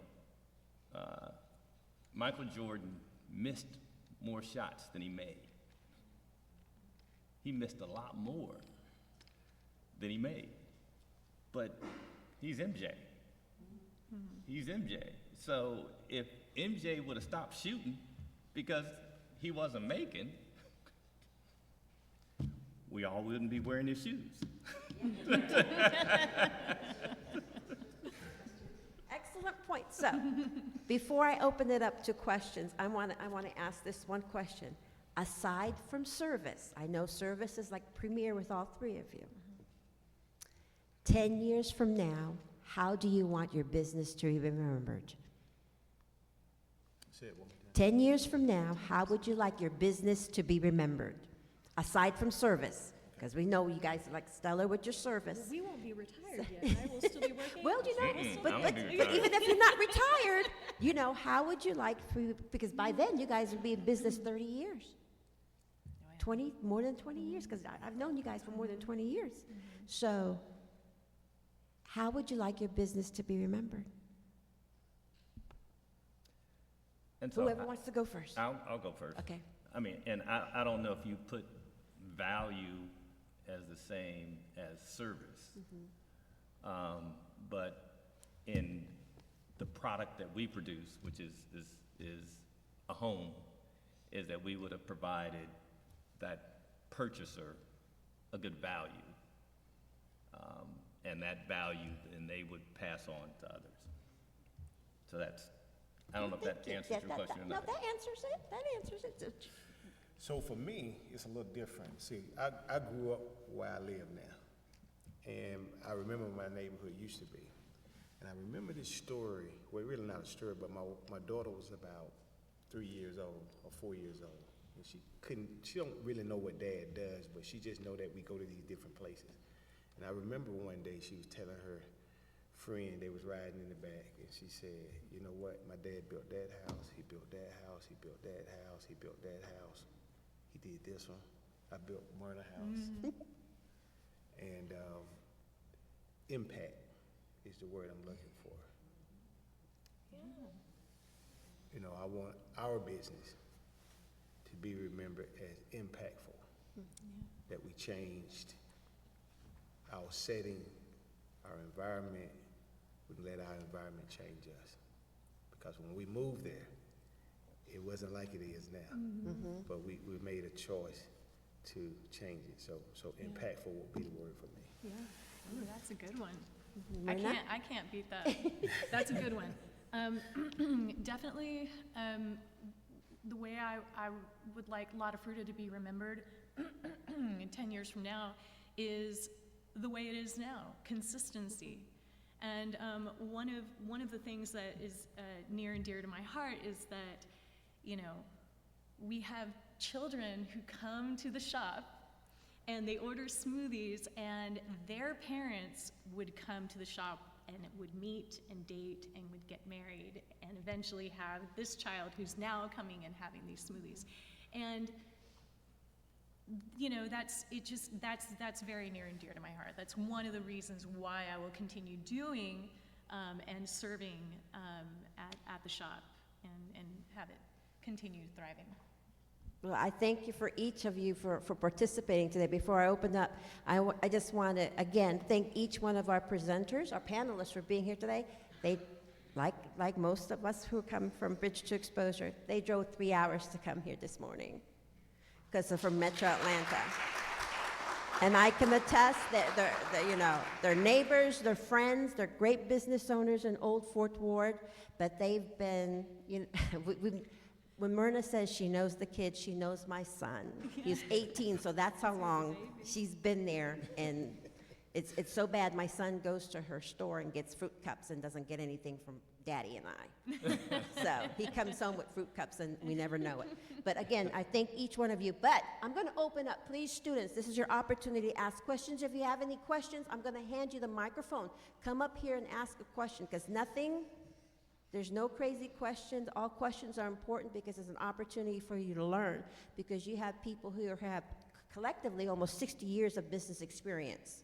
And they can tell you the good, the bad, and the ugly of having a business and being an entrepreneur. So if you have any questions, please either come and get this microphone or speak loud enough for them to hear.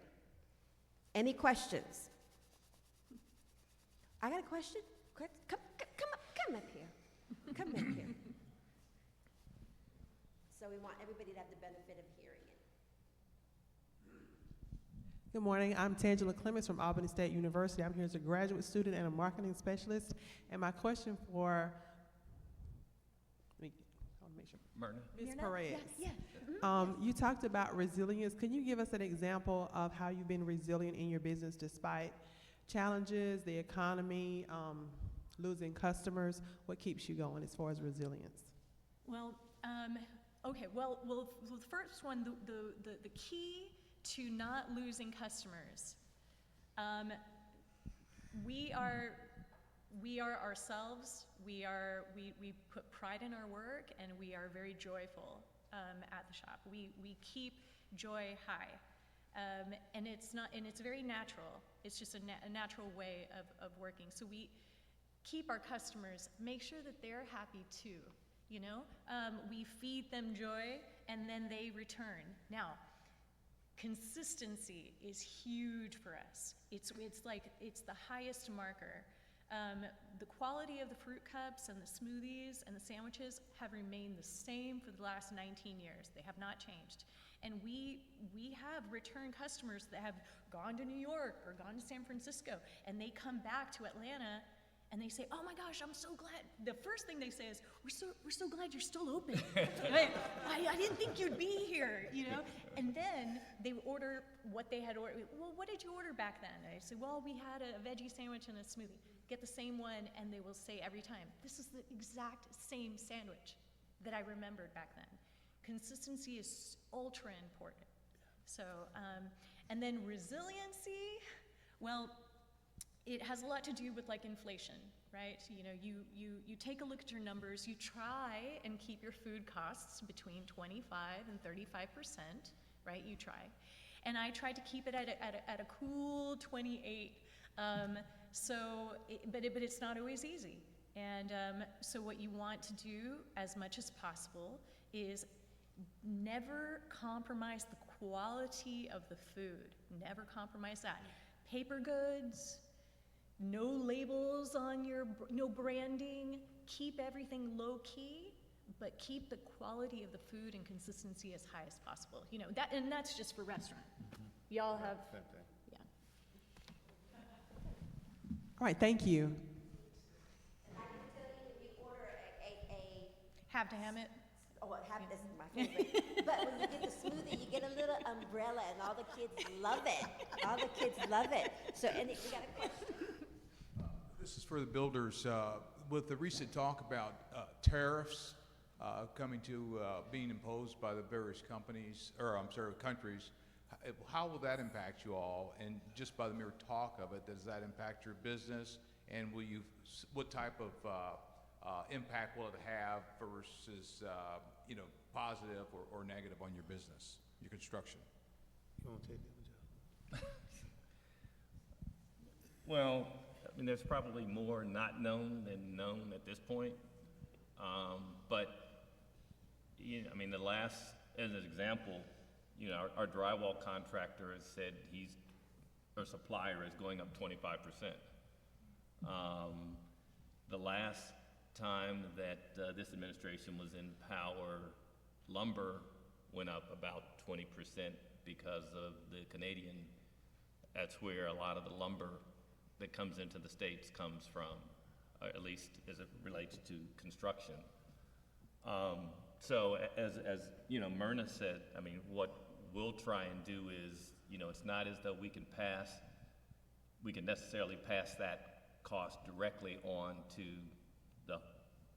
into the price of the home, is squeeze our margins to a point where we can stay in business. So basically, we'll take a hit to try and maintain our prices as close as we can, if that makes sense. I mean, it's a tough time because it's also currently, with interest rates being where they are, you've got higher interest rates, you've got higher cost. But can you increase your pricing in relationship to the higher tariff prices? Answer is probably not. And I'm just gonna piggyback on Joe. So when the market went crazy in 2021, 22, you know, we had lumber prices that was just crazy. And the problem happened, the problem is that when you have a contract bill, and which we don't do a lot of contract bill, but when you have a contract bill, there's very little room to do any renegotiating because you have a contract with a buyer, and they buying it at this price. So when it changes, sometimes you're gonna either have a customer that's gonna drop the contract, or you might have to raise prices a little bit. And then sometimes people are really on that bubble. And as it relates to what Joe and I do, the affordable piece of it is we're gonna probably have to find more subsidies. So it's a revolving circle that happens with when you have that drastic change. So I mean, everybody suffers, you know, in the whole deal. Well, thank you for that highlight. So we had questions over here. You have a question? Do you want to? Can you hear me okay? Yeah. Yeah. My name is Ronan Tolbert. I'm from CGTC. And my question is, at any point in time in the timeline of y'all business, any one of y'all can answer, or all of y'all, or one. In the timeline of your business, have y'all ever considered quitting? And if so, what was it that made you decide, like, to continue to pursue, or like, what was it that kind of, you know, moved you forward to not make that decision? Excellent question. Look, how many times is what if? So how many times you should ask that question? How many times? How many That's times did I think about quitting? Oh plenty. yeah, I mean Plenty of plenty of times. But I think what happens is the good is better than the bad. It outweighs it. It outweighs it. I mean, when you look at what you're providing, and let me say this, in this business thing, this entrepreneur, it's just a storm you're going through. There's a beginning of it and there's an end.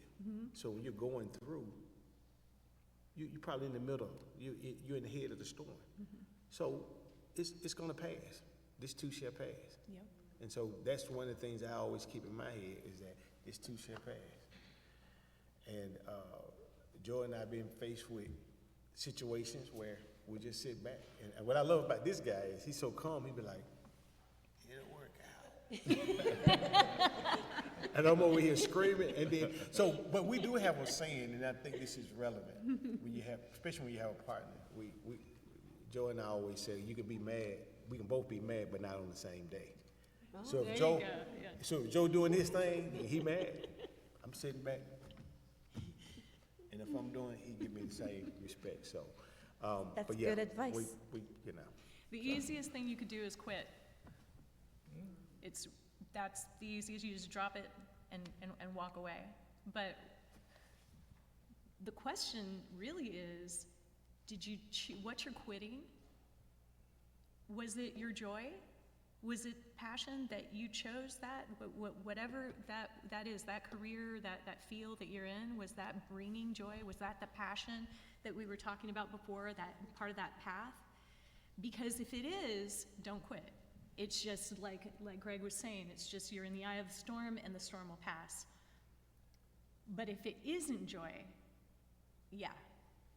you can definitely walk away, because that is just springboarding you to your joy, whatever that final destination, that career path that you were meant to be on. That's just springboarding you there, you know?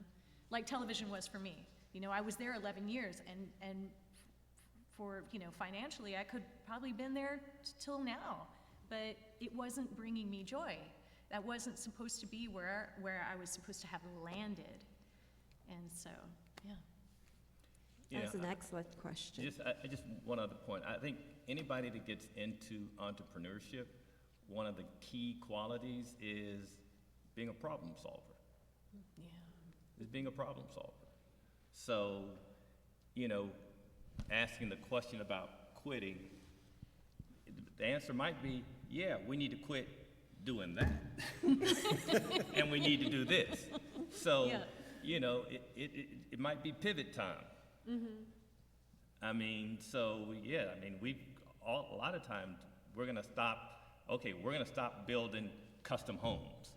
Okay, we're gonna do more this type of home. We're not gonna stop the building business, but we're gonna pivot. So, I think that's a real good question. It's just, you have to continually reevaluate and see what's the cause of why you want to quit, and is there something that you can do differently that eliminates or minimizes that issue and brings to the forefront something that you enjoy a lot more. Any other questions? Please stand up. Oh, let me take, and I'll get you next, okay? Go ahead.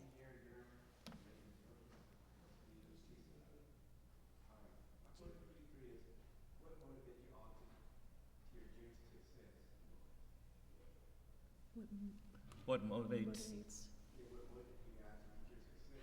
What motivates you to reach your success? Okay, so they're not gonna say this, money. Money.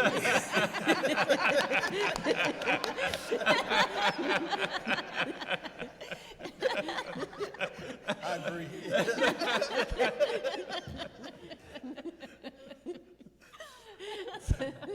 You can say ditto if you want. Ditto. So that's a good question. So what motivates you? So I think we get 3 dittos. But no, I think, I mean, Greg mentioned it also. I mean, if depending on the type of business you're in, I mean, we're in a business where you get to see, we're in construction, so we're building something. So we get the joy of seeing, okay, there's nothing here, and then a couple of months later, this, and then ultimately someone that comes in and feels that you've built something that they've been dreaming about, and they move in and enjoy it. So it's that whole experience. But if you did all that whole experience and didn't make any money, then Not good. Yeah, what motivates us at Lotta Fruta is busy days, you know?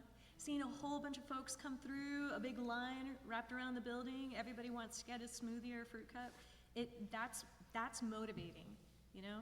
When we have, you know, rainy days like this, where it's super slow and everybody's waiting around to, you know, to serve a customer, it's, yeah, it's a little depressing.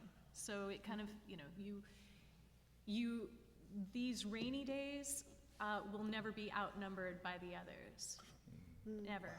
You know, and that can carry, you can carry that on through life. You're gonna have more sunny days. You're gonna have more joyous sunny days. So if you keep that train of thought, you know, in your career, you're gonna be super successful. Thank you. So we have one last question to this young man right here. First, I would like to thank you guys for your time to come out here to speak to us. I'm a student of Dublin High School, completer of the Business and Technology pathway. My question to you guys is, when you transferred from banking to real estate administration, what helped you learn about the development of real estate side? So I was fortunate that when I was in banking, I was banking customers that did development. So I was able to, and this is kind of one of the points that I made before, is I was in a job that ultimately led to my career and entrepreneurship, and I was able to, I mean, when I worked for the bank, I hated it and I loved it. I mean, what I hated about it was it's a bank, so it's super, super, super structured. But what I loved about it was the people that we dealt with, what they were doing. I had the ability to suck up knowledge and make a few mistakes and kind of get paid kind of to make mistakes. Because that's kind of how you learn too, is by making mistakes. So if you're in a big corporate environment, kind of finding a spot where, I mean, ultimately, in the big companies, they want to get as much out of you as they can. Your job is to get as much out of them as you can before you leave. Yeah, that's right, that's right. Because, I mean, at the end of the day, they don't have a problem letting you go. Yeah, that's true. They ain't got no problem with that. So while you're there, suck up as much as you can so that when you leave, you can say peace. Yeah, yeah. Thank you. So I'm going to have to segue and say to each of our panelists, thank you so much for joining us. It was phenomenal, and I hope our students got a lot of best tips and practices out of the conversation, because we tried to bring you forth a panel that had a wealth of experience that will lead you on your next goal or your pathway. So, to each of you, please make sure you get a thank you bag. And to students, I hope you guys will join us for the luncheon, for the opportunity to talk to some of the kids in the network session, because I'm sure you'll get other questions about making money. Okay? So, but thank you for each of you for being here today. So we're going to transition. We're going to have a 15-minute break, and then we're going to have a conversation with SBA. So let's take a couple minutes, a break, and hopefully you guys come back and learn a lot about Small Business Association. Thank you. Get your little bags.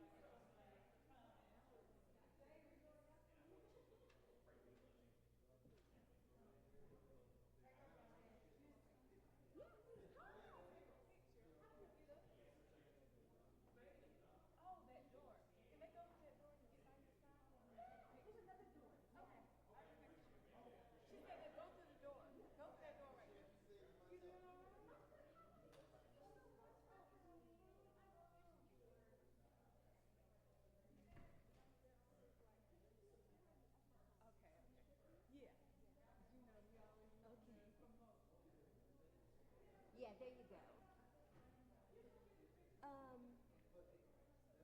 Natalie. Stephen, take a picture.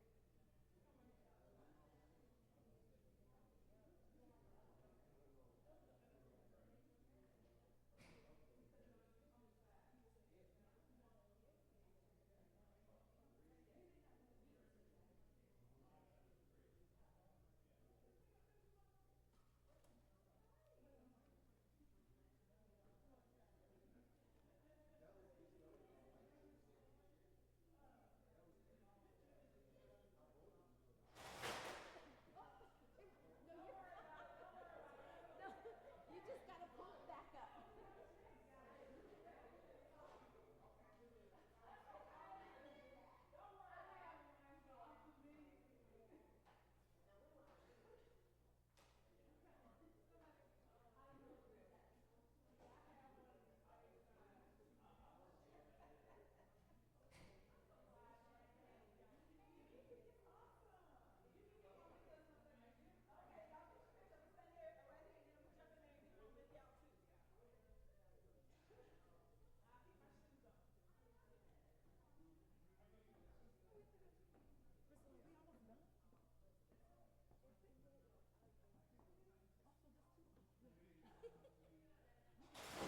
Oh, there goes it. Don't worry about it. Don't worry about it. We're gonna have to buy us a new one of those things. Oh my goodness. Yeah, SBA and Stephen. Okay. I think it's going okay. I did. Where'd that shoe? But we just want to get the food. Oh. No, it's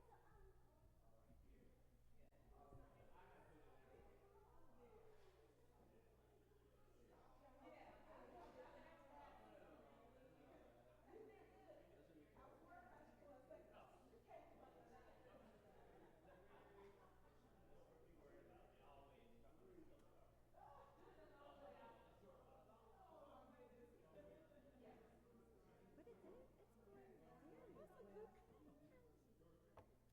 He's like, Chin was like, y'all should record the whole thing and put it all on YouTube. I You didn't got think the about whole that. thing? I Oh, you did got not. pieces. I just Okay. got pieces. He's like, well, nobody did a good job. He's like, wow. Okay, Oh. come on.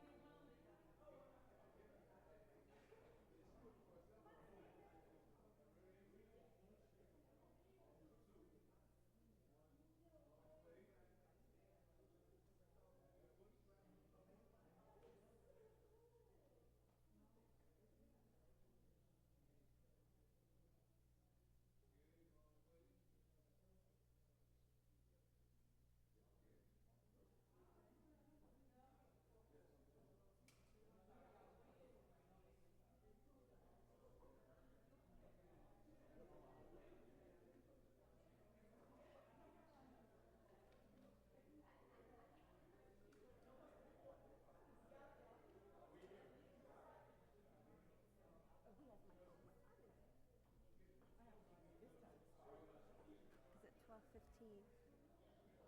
I got his thing. So you're introducing him, right? Okay. Here. Yeah, give me his personnel folder. Where is he? Over here, thank goodness.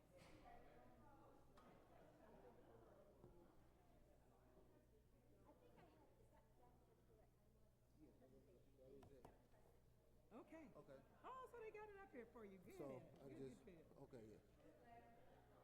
Well, oh yeah, we good. Perfect. You got it? Okay. Yes. All right, we're gonna get started. So I'm gonna need to use the mic, or is this on? I think that's Okay. on too. Good. This one is off. I'm gonna introduce you real quick. Okay. Sounds good. I'll be nice about you. I'm just gonna, okay. Well, yeah, that's the easy stuff That's right the there. easy stuff. That's easy stuff. Okay, good. Like you guys have a story. It's a hell of a story behind all that. Trust. I know you got a story. One day I'm Oh. gonna have to hear this story Yeah. in detail. Yeah, I want you to hear it for sure. Like I said, I enjoyed yours. Yeah, I was like, okay, I like that pose. I like that. I like that pose. Probably hadn't heard that from you being up north. Yeah. Oh, you'd be surprised how country we are. We're up in Michigan. I Get swear. out of here. You know, my parents are from this small town called Muskegon, Michigan. Okay. Muskegon is right on the coast, right on the Okay. coast of Lake Michigan. Okay. So I mean, beautiful, right? It's a resort town Uh-huh. or whatever. But I swear, like most people there are from like Arkansas. Uh-huh. Well, that's You know, something. oh, when I tell you,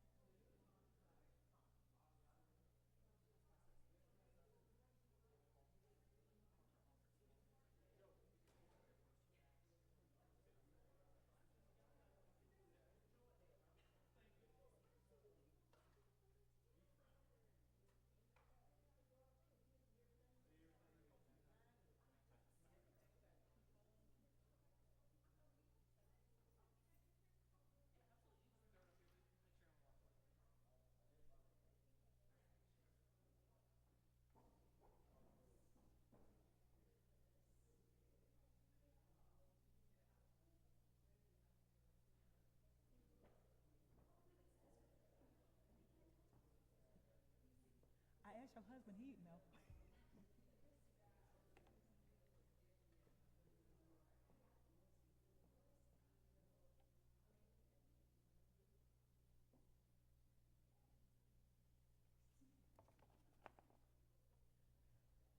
You got a lot to compete with.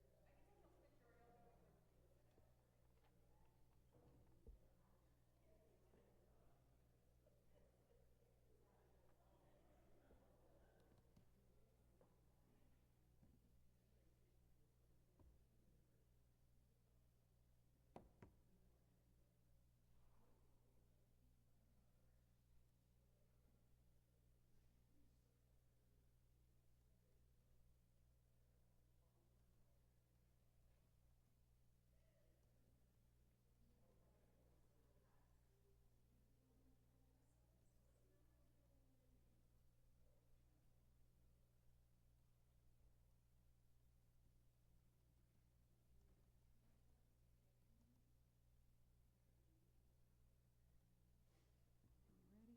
We're ready to get started? Okay. All right, thank you guys.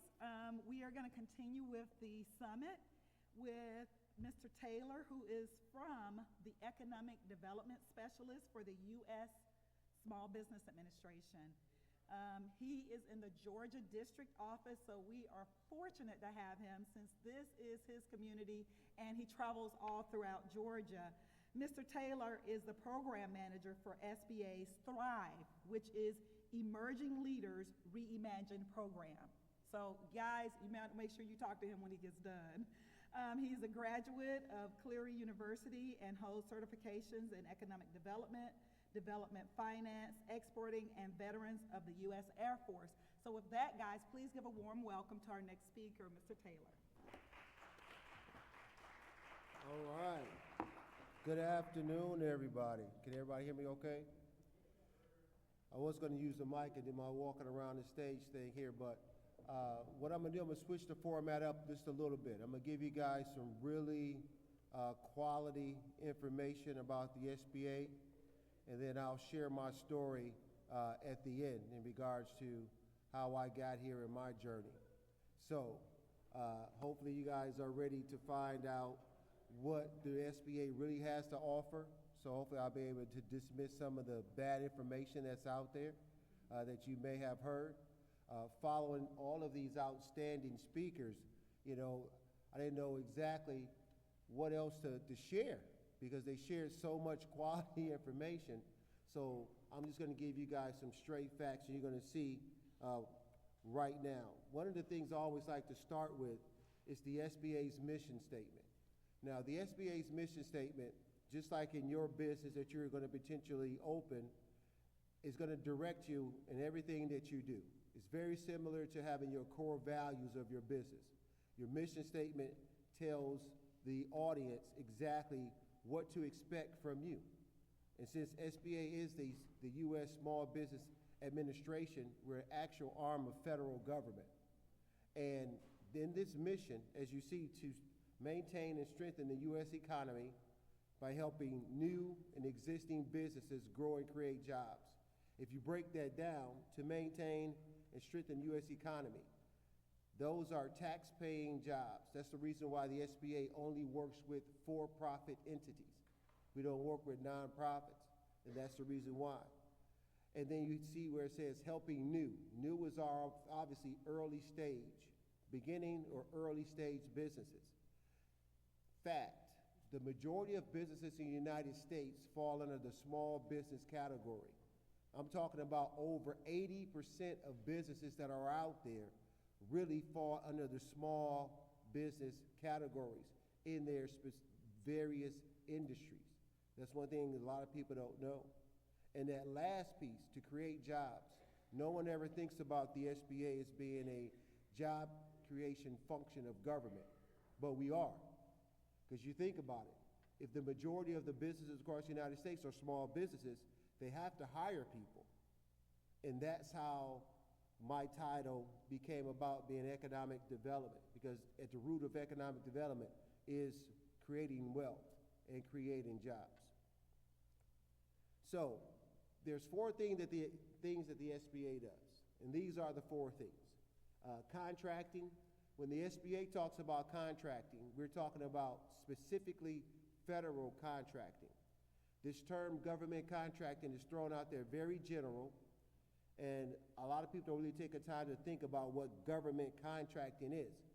Government contracting starts at the city, then the county, then the state, then the federal government. So when the SBA talks about contracting assistance, the only level of contracting assistance that we provide is for the federal space. Now understand, all federal contracts are viewed as support to the soldier. That's why it's a little more difficult to get a federal contract than one of the lower level governments, because they really want to make sure that you're going to be able to provide whatever service that you offer. Even if the service that you offer may not necessarily hit the battlefield, but it may be taking care of the home while they're away. And it keeps, the spouse from being stressed out, which stretches out the soldier on the battlefield. So there's always a trail. That's why everything is viewed as support to the soldier, just FYI. Counseling. This is a form of the counseling that we do, is this marketing and outreach and going around and educating the public on all the various services in regards to helping you map out your plan. Capital. If no one knew about the SBA prior to COVID, they know about us now, right? Everyone knew someone who got a PPP, an idle loan, or whether it was legitimate or not legitimate. Everyone knew about the strength of the SBA at that time. But outside of the COVID disaster that we experienced, which we know is still slightly going on now, but nothing like it was back in 2020. But I'll talk a little bit, about that in a few. And disaster assistance. All those things that happened in COVID actually was under that arm of disaster assistance. That's because that's a specific program when there's a flood, hurricane, tornado, wildfire. When FEMA shows up, the SBA shows up to help the communities redevelop their space. And that's the only time the SBA does any direct lending at this point. And I'll share some more about that here in a sec. So all of these programs here, as you work out your plan to become an entrepreneur, these are the financial programs that the SBA has to offer. And I'm going to break down them as we go through this presentation. Now, you hear this term, SBA loan guarantee. When the SBA talks about a loan guarantee, it's not a guarantee that you're going to get the loan. What it is an insurance policy that's placed on the loan from the SBA. Scenario. You go to a lender, you apply for a loan, they may figure you don't have enough collateral or enough, say your credit score may not be at a certain level that they would feel more comfortable in, and then they're going to figure out and find out that, hey, let's apply for an SBA guarantee on your behalf, because it's really an agreement between the SBA and the lender. So you as a borrower, you cannot request an SBA guarantee. The lender has to request it on your behalf. And I'm going to tell you right now, the days of 100% financing is extremely difficult to acquire. What I mean by 100% financing is, say you need $100,000.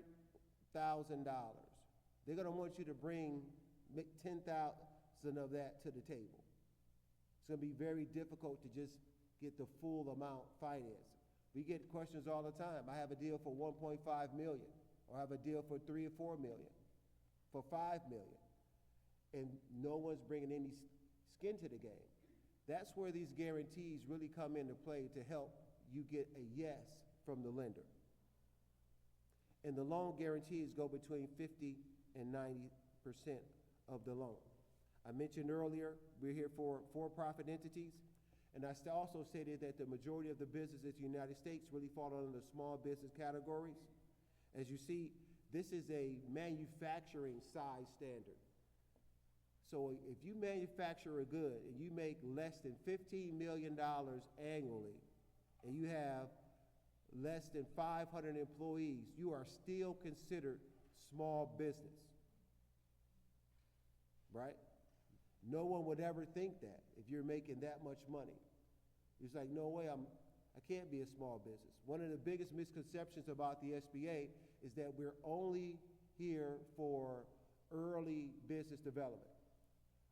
Most of our products and services are for the existing business, because the majority of the businesses in the United States fall under small business standards. So when I talk about 100% financing, you're going to have some level of cash or equity injection. Now, I do understand that not everyone is asking for $100,000. Sometimes people only need 5, 10, 15, 20, 25, 50.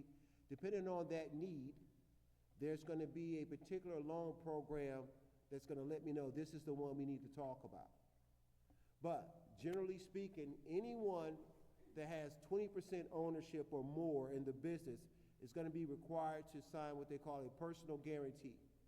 Now, the personal guarantee is basically stating that it's basically co-signing on the loan. So anyone with a 20% ownership stake in the business, they also have to sign that say, hey, I agree to put up my collateral on this loan. I will be responsible for this loan. So what can you not use SBA funds for? I always like to put this information out there. Obviously, nonprofits is a no-go because it goes against our mission statement, because we only work with for-profit entities. Businesses engaged in lending activities. You can't borrow money from the SBA and start a loan sharking business, or check and go. That's a no-no. Speculative or investment type of business. What that means, you can't borrow money from the SBA, build a building, and then lease it out and just collect rents. That's something that you can't, that's perceived as a private sector deal or commercial market deal. Businesses engaged in gambling. You cannot open up a casino with SBA funds, or a juke joint, so to speak. That's in gambling. That has any gambling going in. Business providing sexual material. So you can't open up a Hugh Health Playboy Mansion, or any publication with SBA funds. Business promoting religion. That means you can't use SBA funds to build a church or to publish any Watchtower magazines or anything like that. And the last but not least is the businesses that's still illegal federally. And what that specifically speaks to is marijuana. Even though marijuana is legal for recreational use in many states, it's still illegal federally in all 50 states. And it really comes up to the judge whether or not they want to invoke the state law or the federal law, depending on what the offense is going to be. So that's how they're able to enforce the misuse of marijuana, by keeping it illegal federally in all 50 states. So basically, you can't open up any dispensaries with SBA funds. What can you use the funds for? You can use the funds to expand, obviously renovate all the good stuff, purchase equipment, even refinance debt. You can even purchase a business, which is one of the newest growing trends across the United States. Many of the college students, as they're graduating, instead of opening up their own businesses, they're buying existing businesses. Because the people who have these existing businesses, maybe they have burnt out, maybe they're looking to retire, maybe they're looking to pivot, but it's really smart on their behalf because those businesses already have systems developed. They've got accounting systems, they've got an HR system, they've got how they get their goods and services, they got relationships that have already been built. And now you're going to have someone that's going to come in with some new energy, new marketing techniques. Think about it. It makes a lot of sense. So we're getting a lot of people, a lot of young folks that's coming in, buying businesses and taking them over and making them more profitable. That's something that's huge. One of the stakes that you have to have is 51% ownership in order to qualify for any of our loan programs. You have to be at least 51% owner in the company. So say you have a situation where 2020, you're still gonna have, someone's gonna have to be 51 or more % ownership in the business. And those last two bullet points at the bottom where it talks about hospitality and RV parks, self-storage, those are okay usages of SBA funds, but you can't use SBA funds to build an apartment complex, a mobile home park, or a shopping center, because that's perceived to be a commercial, private sector type of deal. Now, the SBA 7(a) loan guarantee, this is the biggest, most popular product that we have. This is what gets a lot of loans approved across the United States. And you guys probably didn't even know that this is happening. Whether it's, you know, a chain of restaurants that you may want to open up your first and then open up another and another. A lot of those restaurants have a 7(a) loan guarantee, which means that when they came to the table, they needed assistance in getting approved. And that's what the 7(a) loan guarantee provides. And it's typically for requests that's above $350,000.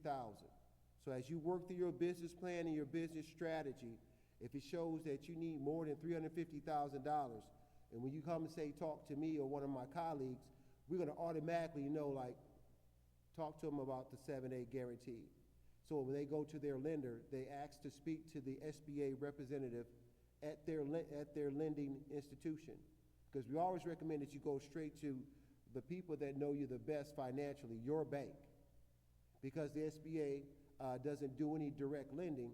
That only happens in our disaster assistance when, you know, obviously all chaos has happened and they're cutting checks to help spur the redevelopment to happen a lot faster. But when you see that bullet point that says expedited or express, that happens once you have an established relationship with the SBA. They don't force you to go through the entire process again in the event that you need some additional funds, because the market does fluctuate. There's always, you know, your business and your business plan is a living document. It's just gonna go with the times. Because there's a lot of things that's just unpredictable that's gonna happen. And we know that. So that's why once you have established that relationship, it's a lot easier to get future loans. And how many veterans do we have in the audience? Thank you for your service. Thank you for your service. I'm a veteran as well, U.S. Air Force, Security Police, aim high, no dig. You know, because we're all in the same, you know, fraternity / sorority when it comes to being a veteran of the armed forces. There's one that's called the Veterans Advantage, and it goes up to $350,000. This is a guarantee, very similar to our VA home loan process, which is a guarantee on the homes that we purchase up to a certain percentage. That's how the VA home loan process works for us veterans when we apply. And this loan is pretty much set up the same way, but it maxes out at $350,000. So it's a 50% guarantee up to $350,000. But, you know, depending on your business strategy, it may or may not be the best loan product that you should pursue. That's why we sit down and have a conversation. When we have the conversation, I'll be able to discern which loan product I think you should go after. Now, the SBA 504 loan program, this one is very creative. And it's the only entity, lending entity, that can actually write one of these loans is what we call a Certified Development Company, or a CDC, or a CDFI. I don't know if you guys have heard of some lenders are CDCs, some lenders are CDFIs, but those particular lenders have to focus their dollars and their investment in certain communities. And it's usually low to moderate income communities. So they have specific lenders that only lend to those areas. So those are the only entities that can do a 504. And it's based into a three-tier investment model where it says 50, 40, 10. 50% of the deal will be financed by a commercial bank, 40% will be financed by the CDC themselves, which means you as an entrepreneur, you only have to bring 10% to the table. For example, you have $1 million deal, a business plan, you need $1 million to make this happen. 500,000 a commercial bank is going to lend you. The CDC or CDFI is going to lend you 400,000, which means you would only have to bring 100,000 to the table to complete $1 million project. That's why it's one of the most popular products that we have. And you see that last bullet point where it says Rural 504 loans available. One of the things that a lot of people don't know when it comes to the community is that the inner city and the rural areas sometimes have same problems and issues. Because there's some cities, as we know, you go there and everything's dilapidated, and you could tell that some investment needs to happen. It's the same thing in a rural area because they may have a low population and there's not a whole lot going on, so they suffer from some of the same challenges. So that's why the SBA created a 504 program specifically for rural areas to be able to address some of the needs that they have, because usually it's a bigger land mass than what you would say have in the city.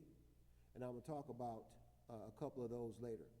But as I mentioned, the 50-40-10 model works very well. Now, another one of the SBA lending products is called the Community Advantage Loan.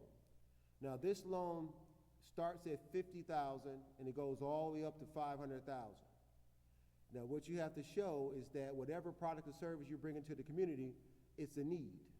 Maybe you're going to be the first and only one of its kind. That's advantage to the community. So it's the language is written to where it's not going to be trying to exclude you from being able to participate in this loan program. And there's 6 community advantage loan providers that we work with here in the SBA. And I have all 6 of them listed up there. And I'll show you a nice, easier way to identify them and to reach out to them. But one thing that I, be remiss if I didn't tell you guys, to be prepared before you go to financing. Be prepared before you go to financing. Know the exact dollar amount that you need, even if it's in a formula where I need this initial investment for the project to get launched, and after that, based on my projections, I'm going to be making this much funds, and this is how I plan on paying the loan back. A business plan has 2 purposes. One, to outline your strategy of what you're going to do, executive summary, marketing plan, competition analysis, management team, financial analysis are all extremely important before you invest 1 penny in that business. Because 50% of businesses fail within the first year because they don't think about those things. Not all of them. Think about all of them before you launch, because you'll wind up wasting a lot of money and time. And say if you do have a nest egg, use that money that you have to leverage the total amount of money that you need. Because one of the major reasons why a lot of businesses fail is that they're undercapitalized going into it. And they launch a business and they're just hoping and praying that things go well. But setting up these processes and these systems up front and using some of the little money that you have to leverage the total amount that you need is a better approach. And it'll be more likely a successful turnout for your business. So one of the caveats about the Community Advantage Loan, it's nice, it is community focused, it is for low to moderate income areas, but you have to also hire at least 35% of your employees from a low to moderate income area. Doesn't necessarily have to be the same way one of the business is, but at least 35% of your employees have to come from a low to moderate income area. And that's obviously, so that the dollars can get recycled within the community. Now, the micro loan program, the micro loan program is up to 50,000. So say you need 10,000. This would be the program that I would direct you to. Now, the average micro loan is between $12,000 and $15,000. So everyone's not coming to the table saying, hey, I need that 50,000. You know, because that's kind of a huge red flag. Unless your business plan, you can show outlines that that's what you need it for. And understand the SBA financing is not like financing a house, a car, or applying for a credit card, where it's strictly based off your credit score. SBA financing is not strictly based off your credit score. It's based off of a business decision. The main three things they're gonna look at, they're gonna look at your plan, they're gonna look at you as an individual, what skills or expertise are you bringing to the table? You know, can you pull this off? What does your management team look like? Did you have just you listed? That you're doing, you're doing the cooking, the cleaning, you're doing the marketing, you're doing HR, or do you have systems in place where you have a point of contact? You hired an agency to do your marketing. You hired, you got a CPA. You have a lawyer. You have a business consultant. All of those things make up a strong management team. And that's extremely important, because when you list just you as the person that does everything, that makes the lenders nervous. Because something happens to you, everything's gonna collapse. So it's good to show strength in regards to the brain power that's happening and making this business work. But like I said, the average micro loan is between 12 and 15,000, and there's 4 micro lenders, now it's 5. 5 micro lenders that we work with here in Georgia. So, as I stated, be prepared before you contact a lender, because one of the things that's going to be extremely, could be extremely detrimental to you, because like they say, you never get a second chance to make a first impression, is when you walk through the door and say, I need between 100 and 200,000. That instantly lets the lender know that you haven't done your research, because you just doubled the amount of money that you need. Which one is it? Do you need 100,000 or do you need 200,000? So you want to come through and show them, give them the confidence that you've done your research and your homework. That's why it's really important to know the exact dollar amount you need and explain where everything is going and how you're going to be able to pay that loan back. And we have people to help you do that. SCORE. How many have heard of SCORE? Okay. SCORE is a national organization. It's of volunteers who are mentors. They're located in all 50 states. Here in Georgia, there are 7 chapters of SCORE, because Georgia is a very successful, and when it comes to business-wise states, they're like 1, 2 in the country consistently, not only in just business sales, but also in exporting. Georgia is high level when it comes to that. And also the SBDC, the Small Business Development Centers, are huge. UGA holds the contract with the SBA to offer that service. So all UGA extensions have a Small Business Development Center inside of them that's open to the public. So check them out. Now, I said I was going to give you an easy way to find out where the lenders are that may be able to help you. This is the tool. SBA.gov/lendermatch. That simple. SBA.gov/lendermatch. You go there, you type in what you need, hit send, goes to all the SBA lenders, and if they're willing to have a conversation with you, they're going to contact you within 2 days, 48 hours. This is not a credit check, it's not a soft pull, it's none of that. It's just an inquiry, and it goes out to the lenders. And it's a safe place to try to find a lender. Exporting, 95% of your potential customers are located outside the United States. There are specific financial tools that the SBA has for helping you export your products overseas. One of our biggest partners is the U.S. Export Assistance Center. That's the U.S. Export Assistance Center. They can help you identify who's buying what you're selling abroad. Now, government contracting, exporting, all should be viewed as supplemental incomes. You know, as our parents tell us, have multiple streams of revenue, right? Look at that as additional streams of revenue. But you want to focus on building your foundation on bricks and making sure that you have a profitable business before you jump into contracting, or specifically federal contracting, or before you jump into exporting. You're going to have some stable bones about your business, but have that on the horizon, because you may hire someone just to run that division of your business. That person does the contracting. This person does the international stuff. Just a good way to map out your business. And even one of the small business development centers, they're very good at the contracting arena when it comes on the federal side. Now, there's rural opportunity zones and hub zones. It's all census tract based. Basically, if you're within a certain zone, there's certain benefits or privileges that you are able to get.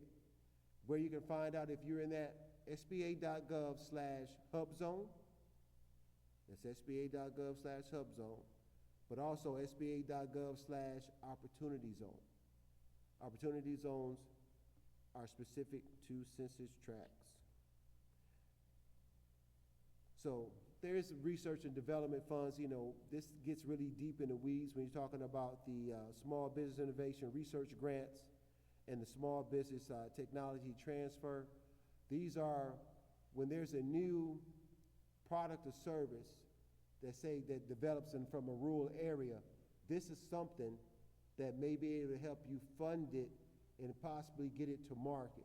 But it has to be some type of new technology or new discovery in order to qualify for this particular offering. Now, this is my last slide, which has my contact information. If you guys ever have a question and you just want to bounce it off me, you know, regardless of where it is, the best way to reach out and contact me is via email. And as you see, my email address is up there, Jennell, JENNL.Taylor@SBA.gov. And I will definitely respond and give you the best advice or feedback that I can. Now, actually, I'm gonna go back. Now, I was asked, I'll try to make this really quick, to share my story in regards to how I got here. You know, I know earlier I appreciate my short bio that was read by Natalie. But, you know, coming from, you know, a 16-year-old mom, you know, name me Jennell, you know, definitely wasn't, you know, a popular, you know, name at the time, moved 34 times before I graduated high school. Always going somewhere, always doing something. But I just knew one day I was going to stabilize, right? That was my goal. Went to the Air Force. Went to the Air Force, became security police, was in the Air Force. First time I've ever, you know, really had some, what I thought at the time was real money, or my own money, you know. There's a term that, you know, they never gave certain of us money, you know, and I was a living excuse of that because my head was about this big once I got those, now I view as little checks. But to me, they were everything, and it was mine. But that's where I started, you know, I learned some discipline. And I decided to get out to pursue some other avenues to make even more money, because that was all about the cash, you know, especially being a young man in his early 20s. And I had some older guys telling me, like, hey, you should stay in. I don't think you should get out. You just had a daughter. You should stay in and map some things out before you leave. I was like, no, I got it. But when I got out and I saw how difficult civilian life was, I was like, man, they were right. I should have stayed in. So we talk about mentors and actually some people trying to help you because they may have experienced some things. They were absolutely right, you know, but I was motivated to prove my concept correct But also, I didn't want to, I wanted to make them proud of me. And it takes that sometimes. It takes, someone to see something in you that you may not see. And that's what they were doing for me. And I really appreciated it. So in my journey, I've worked in department stores. I ran rent-to-own stores. I had my own, not my own Color Time franchise, but I actually managed one where I actually hired, fired, set up the sales plan, all of that. Got into economic development, started to research properties and statewide and federal assistance programs, which led me to do economic development for the city, the county that I resided in, and then eventually get recruited to the state to do economic development to manage a $100 million incentive fund to keep businesses in the state of Michigan. And eventually, now I'm here with the federal government. So Natalie shared a really, good point. It doesn't matter where you come from. It's all about what you got in here. And all it takes is a few people to believe in you, but you have to be the biggest believer. And guess what city I came from? Flint, Michigan. Stand up, as they say. Flint, Michigan, stand up, right? And that's something that I'm extremely proud of, born and raised there. You hear stories about a lot of different things. I've seen the city go from here to here to here. And now they're, making their way. But doing economic development in that environment taught me a lot. And fortunately, for me, I was away when the water crisis happened. I was already, doing something else. But I did know in regards to what that meant. One of the biggest stories, in regard to that is the price of water that they were buying from Detroit. And that's real. And the level of assistance that they were able to get, federally was always in question. And the other pipeline that they were just under the construction and doing. By no means am I making an excuse, because there are certain decisions that are made in certain areas that may not be made in other areas. Let's put it that way. But at the end of the day, good people, they do good work. And that's why my hat's off to the Building the Bridge for Exposure team, because I heard their passion and their stories. And coming back and giving back is huge. And just as they say, in other venues, just remember to play it forward when it's your turn to give back as well. So with that, that concludes my presentation. Thank you, Mr. Tate. And please accept this token on behalf of B2E. Thank you so much. No problem. Thank you. So, I'm going to ask our next presenter to come up. Let me just take this off. So, as he comes up, I'm going to introduce him. And let me just put his bio up here so everybody can see it. But by way of introduction, you probably saw the last name. And he's my husband. And I'm going to tell you why I asked him to come. Because I have seen this man love his career. There's not a lot of people that I can say like truly, truly, truly love their career and exude what he did as a federal agent. That's how I met him. We met at the Federal Center. We've been married 25, this year 25 years. We have an 18-year-old son. The entire time I've been with him until the time we will be retired the same day, July 31st, 2019, we retired together. There's a whole other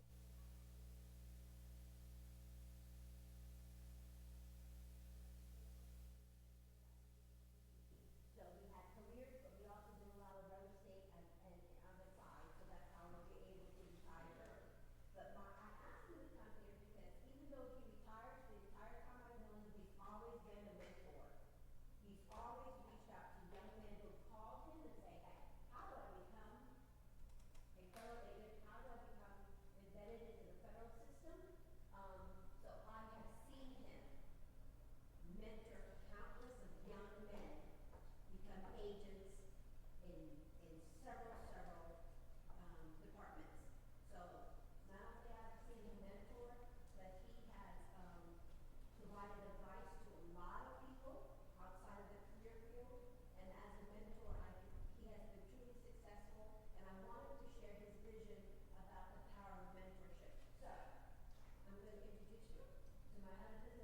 Stephen Bourne, I hope you enjoy his presentation.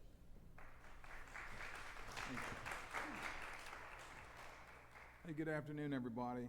And let me first start off by just saying how excited I am to be here. It was doesn't seem like it's been that long ago that I was a college student sitting in an auditorium like this, listening to speakers on a stage and thinking to myself, man, I hope that I'm going to be successful like they are when the time comes once I graduate from school.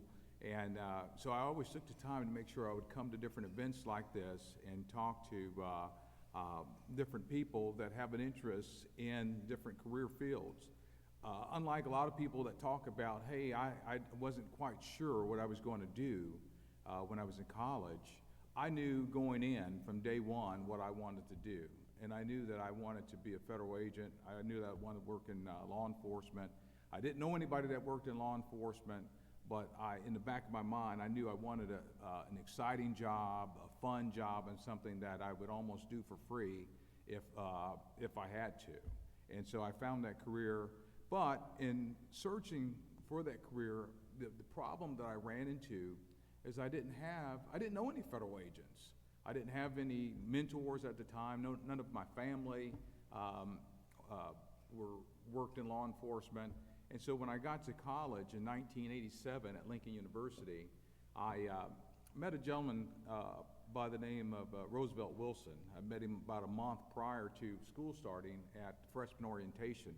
And during our conversation, Mr. Wilson was from a small town about 80 miles from where I grew up in Springfield, Illinois. And he said, Steve, when school starts, make sure you come by my office and talk with me. And so about a month after school had started, I got out of class a little early one day, and I was walking down Founders Hall, and I saw Mr. Wilson sitting in his office working on his computer. And I said, you know, this would be a great time. I wonder if he remembers me. I stop in, I knock on his door. Without even looking up, Mr. Wilson says, come in. And I walked in his office, and I just kind of stood there. And eventually Mr. Wilson looked up, and he said, and he pointed to me. He said, Borders from Springfield, Illinois. I said, yes, sir. He invited me in. We sat down. I expressed to him, I shared with him my plan that eventually, and again, keep in mind, I'm 17 years old, a freshman. And I told him, I said, hey, my career goal is to work in federal law enforcement and be a federal agent. And so he listened to me for the first 30 minutes. And after I finally stopped talking, he said, Steve, what are your plans for the summer? Do you have a summer job? Now, keep in mind, this is in September of 1987. School had just started maybe a month prior, and he's talking about next summer. And he must have saw the perplexed look on my face because before I could even answer, he says, Borders, you're in college now, and you got to start planning ahead. And so at that point in time, he reached over on his desk and he gave me an application. He says, hey, I want you to fill this out. I got some people coming to the university this afternoon that I want you to meet.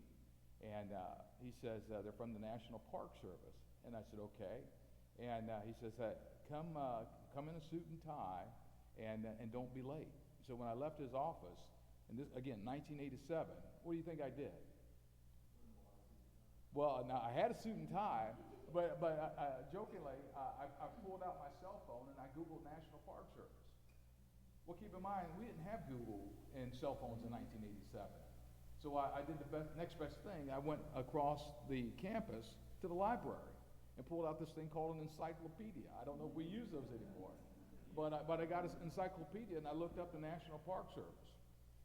And based on my limited research, I learned that the National Park Service had a full-blown law enforcement program, and they had law enforcement rangers and about 300 sites throughout the United States.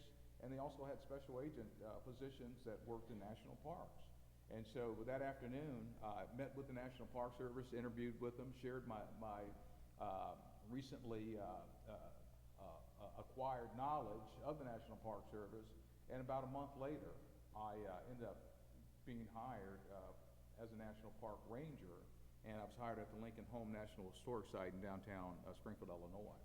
Well, Mr. Wilson, at that point in time, I remained in contact with him on a regular basis, and he became my mentor unbeknownst to me, he became my mentor because I was a regular in his office at that point in time, and he shared with me all different types of opportunities, not only with me, but any student that took the initiative to come by his office and talk with him. He shared with me so much that I had so many opportunities that by the time I got ready to graduate from college, I had worked with the National Park Service for 3 summers. I had, in addition, of course, I studied, my degree was in criminal justice. At the start, as a freshman at Lincoln University, all male students were back then, and probably today, were required to take Military Science 101. I know there's some veterans out here in the audience, but that was my first exposure to the military, Army ROTC. And then, of course, in ROTC, we learned everything about how to handle firearms, rifles, pistols, how, map reading, all of the different skills that I thought might be useful as a federal agent. So after working for the Park Service for 3 summers, prior to graduation, I graduated in 1991. That last semester of college, I had waited for whatever reason to fulfill my math requirement for that criminal justice degree. And I was taking college algebra as a senior, and I was the only senior in the class.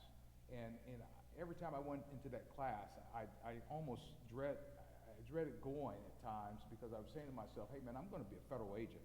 I'm not going to need college algebra. What's college algebra going to do for me? And so, but I suffered through it, and went on to graduate in 1991 with a degree in criminal justice. Well, prior to graduation, I was going to career fairs with Mr. Wilson was directing me to call this person. We got this career fair coming up, and I would make sure I always sat in the front row, and I met as many people as I could. Well, prior to graduation, the National Park Service put out an announcement. They were looking for people for what they call an intake program, and they were only going to select 20 people from around the country. And they were selecting people in all different disciplines, career fields. Of course, I was interested in the law enforcement program. Well, I got hired for that particular position, and my first duty station was at Olympic National Park in Washington State, out near the Seattle area. And so within the first month of arriving, I had to fly back to Georgia. It's Brunswick, Georgia. Anybody know where Brunswick is? Okay, well, Brunswick is where the Federal Law Enforcement Training Center is, and that's one of about 4 or 5 sites where all federal agents are trained. And so I spent 10, 12 weeks at the Federal Law Enforcement Training Center, and man, let me tell you something. I was having a ball. I was about 22 years old. I was in the best shape of my life. I think I was even a little taller back then, and so I was killing it. I had a degree in criminal justice.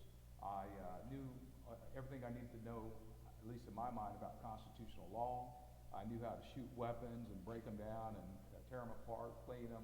I was an expert marksman from my ROTC days, and I was just having a good time. And about 6 weeks into the program, we started motor vehicle accident investigation.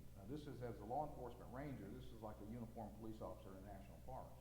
Well, when we got into the motor vehicle accident investigation portion of the training, I remember I said, man, this should be pretty interesting. And so in order to work a motor vehicle accident, most of the time, one of the main factors often is speed. And in order to determine speed, we would have to use a formula. And the instructor on that particular day came in and said, hey, in order to be successful in this class, you're going to need a background in college algebra. And about that time, I about fell out of my chair, because I'm thinking to myself, why would a federal agent need college algebra? But I worked it out. I was successful, and so I tell this story all the time, because when you're in college and high school, sometimes you don't know what you don't know.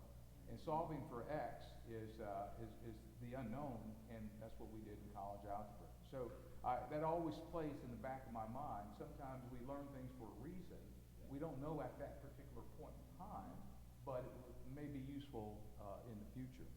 But again, I'm talking about the power of mentorship this morning. Mr. Wilson mentored me all throughout undergraduate school and led to my successful graduation. But when I got to my duty station after I graduated from the police academy, I knew everything about, or I thought I knew a lot about policing. But when I got to my duty station at Olympic National Park, This is out in the middle of nowhere. We had no radio or television reception. We were on the edge of the country. I lived at a ranger station, and I had no background whatsoever in dealing with wildlife management. I'd never seen a bear outside of a zoo. I saw Roosevelt elk, deer, mountain lions, various types of fish species on a regular basis, and I had no clue on wildlife management whatsoever. But just like in college, I found a mentor, somebody that's going to provide support and guidance. And I found a mentor at the park that I worked at, and this guy knew everything that you needed to know about everything, and he was willing to share it with me. And so I worked with him on a regular basis, and I learned a lot from him. And I spent 3 years at Olympic National Park, and had a successful time, but in fact my ultimate goal was to be a federal agent, though.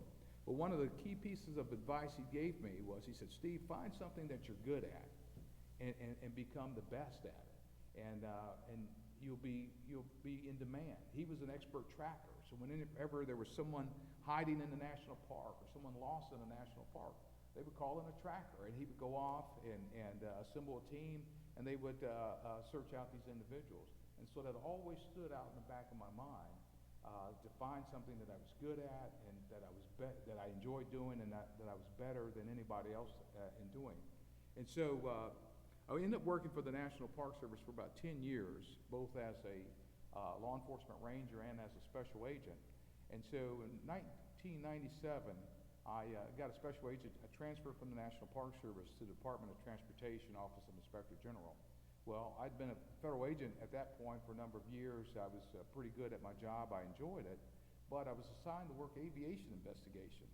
Well, as a Park Service employee, I'd flown in helicopters plenty of times as a firefighter, but I didn't know anything about working aviation investigations. But just like at the park, I found a mentor. I found a mentor with the FAA, a mentor with the U.S. Coast Guard, and I worked with those guys on a regular basis, and they taught me everything I needed to know about both those agencies. I learned more about helicopters and fixed-wing aircraft than I ever thought I would ever know or need to know. In addition to working for the Department of Transportation, following the September 11 terrorist attacks, I was thinking of a way that I could actually give back and serve the country. And about that time, the Federal Air Marshal Service was, they were standing up that program again. It had dwindled down to very low numbers, and there was a need to have federal agents on airplanes to prevent hijacking. So I joined the Federal Air Marshal Service and ended up working with the Federal Air Marshal Service, flying missions all around the United States. And man, I tell you what, a fun job, a lot of work, spent a lot of time away from home, but I was doing meaningful work, and I really enjoyed it. And I spent a lot of time training when I wasn't flying, and I thought it was a very great use of my time. And I really enjoyed working with the men and women of the Federal Air Marshal Service. After about a year of flying, I got a call one day from a guy that was standing up a new department with the Department of Interior, Office of Inspector General, and they had oversight over the National Park Service, the Fish and Wildlife Service, the Bureau of Land Management, Bureau of Indian Affairs, all these different land management agencies. And as he was starting up this program, he says, hey man, everybody I talked to about my new program that I'm standing up, everybody recommended you. They said, hey man, you got to talk to this guy, Steve Borders. He's a knowledgeable guy. You need him on your team. So he called and offered me a job out of the blue. And I ended up working that program for about three years. And again, I had a mentor that I didn't know anything about a lot of the gaming aspects. A lot of the Indian tribes had casino-style gaming, and there was a lot of theft and embezzlement going on. But I worked with Indian tribes when I was with the National Park Service, so I had a little bit of the background and knowledge, but I learned a lot about the financial crimes that occur, on the Indian reservations. So after doing that for a number of years, I spent a few years with 5 years with the Department of Education. Anybody know about the Department of Education, that they had special agents? I didn't either. But I learned that the Department of Education had special agents, and they needed those agents to go out and investigate.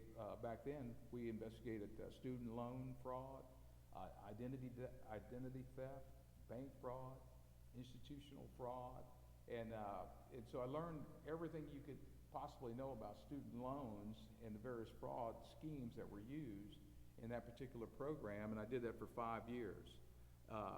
During that time, in the back of my mind, I was always thinking about what my mentor at the National Park Service told me about, learning to do something better than anybody else and become an expert at it.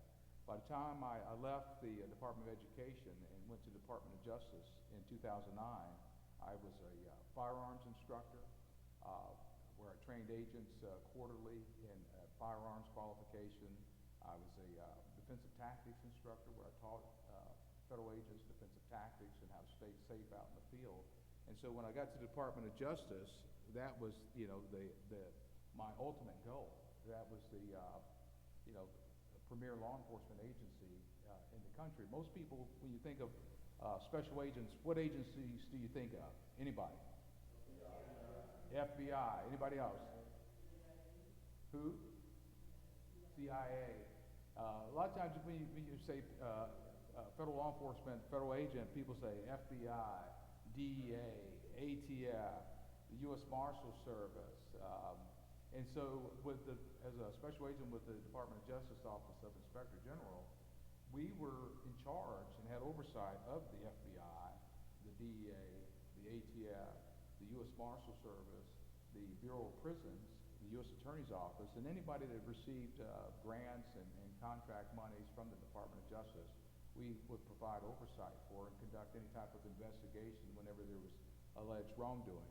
So I spent a total of 10 years, the last 10 years of my career at the Department of Justice. And by this time, not only was I a firearms instructor and a defensive tactics instructor, but I also became a use of force subject matter expert as well as active shooter instructor. And so within the first 5 years, I got promoted to become a senior special agent.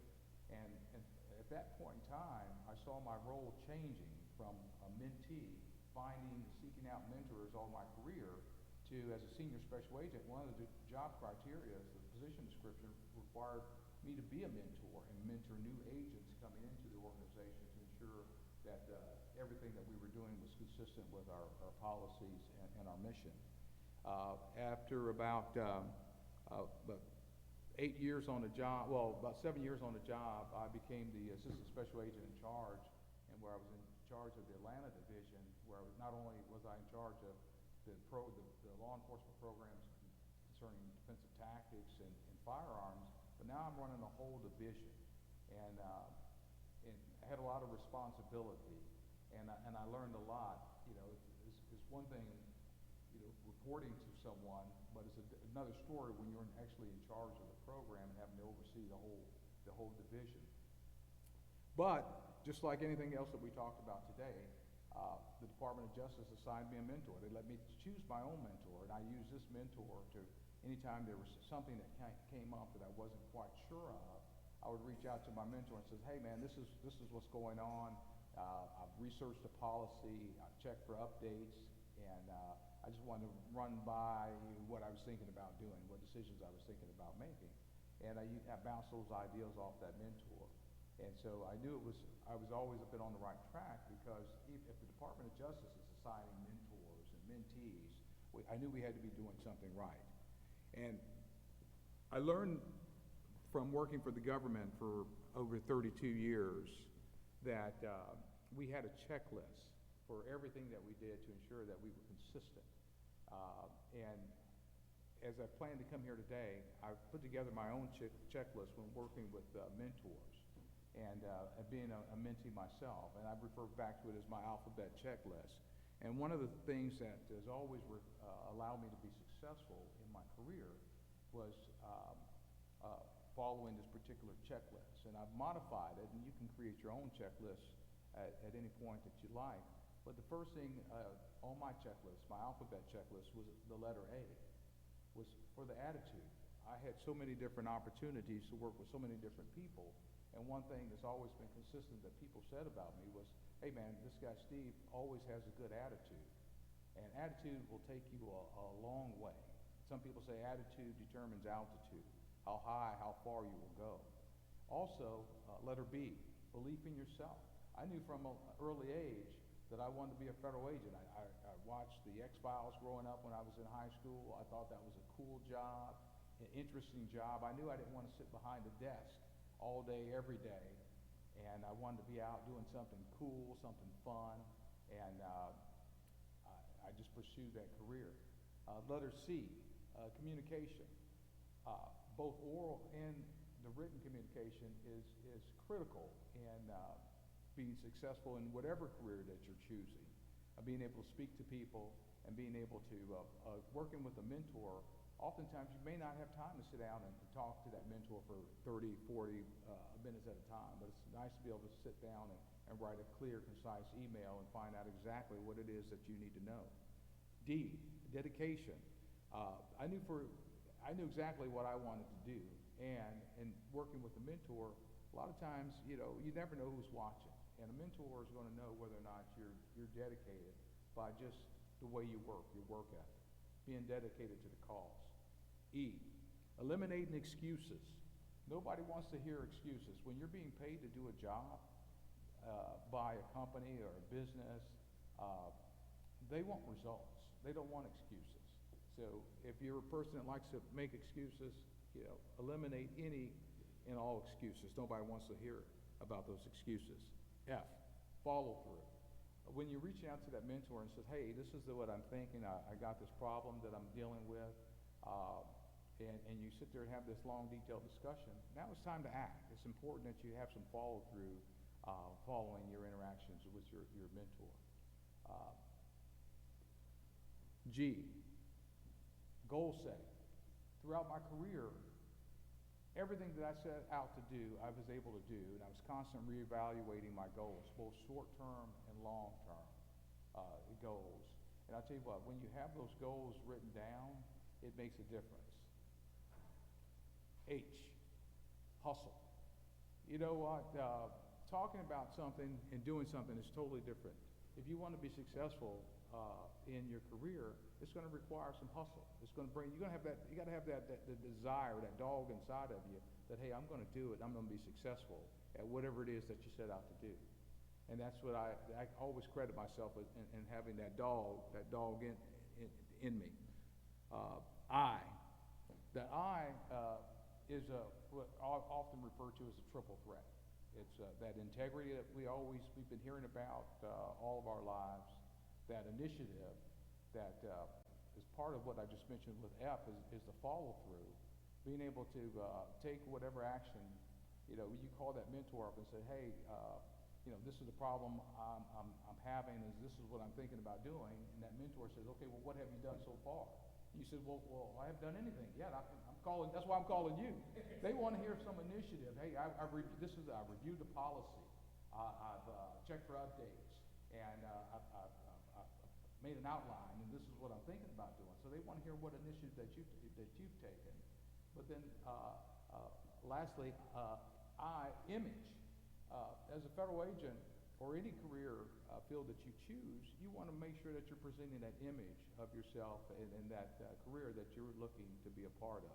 You want to make sure that you're putting out to others what you actually want to see. J, journal. It's important anytime that you're, I talked about constantly reevaluating my goals, it's important that you write these things down. And when you're working with a mentor, that you're actually making entries in a journal. These same problems that you're having now, chances are those same problems are going to reappear at a later date. And so it's nice to be able to sit back and flip back to your journal and find out, okay, this is the problem I had, and this is how I handled it. And when you get in, as you transition, it's nice also that when someone's reaching out to you as a mentor yourself, now you're able to sit back and share that same information with them. K, knowledge. Everything that I read leading up to getting out of college, and even after college, I was constantly reading about the areas that I needed improvement on.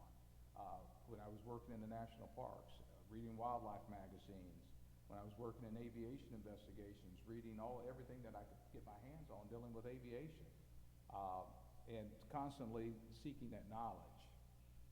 L, leadership. As a mentee, and you're working with a mentor, initially, throughout my career, I saw my position change from that special agent that I talked about and having the various mentors to becoming a senior special agent, where I was actually doing the mentoring to the new people. And I had established that leadership. And I continued that leadership, and it's important that you don't stay stagnant. We talked about earlier in finding your passion, and it's important that you don't stay stagnant and that you look to transition from that mentee to that mentor. O, organization. You have to be organized. As a federal agent, at any given time, I was carrying 10 to 15 criminal investigations at a time. And I could get a call at any time regarding a new case, a potential new case coming up. And being organized was the key. Having, and I talked about memorializing, everything, writing that journal we talked about. Being organized is the key to success. I don't know how you can run a business, as our speakers talked about earlier today, without being organized.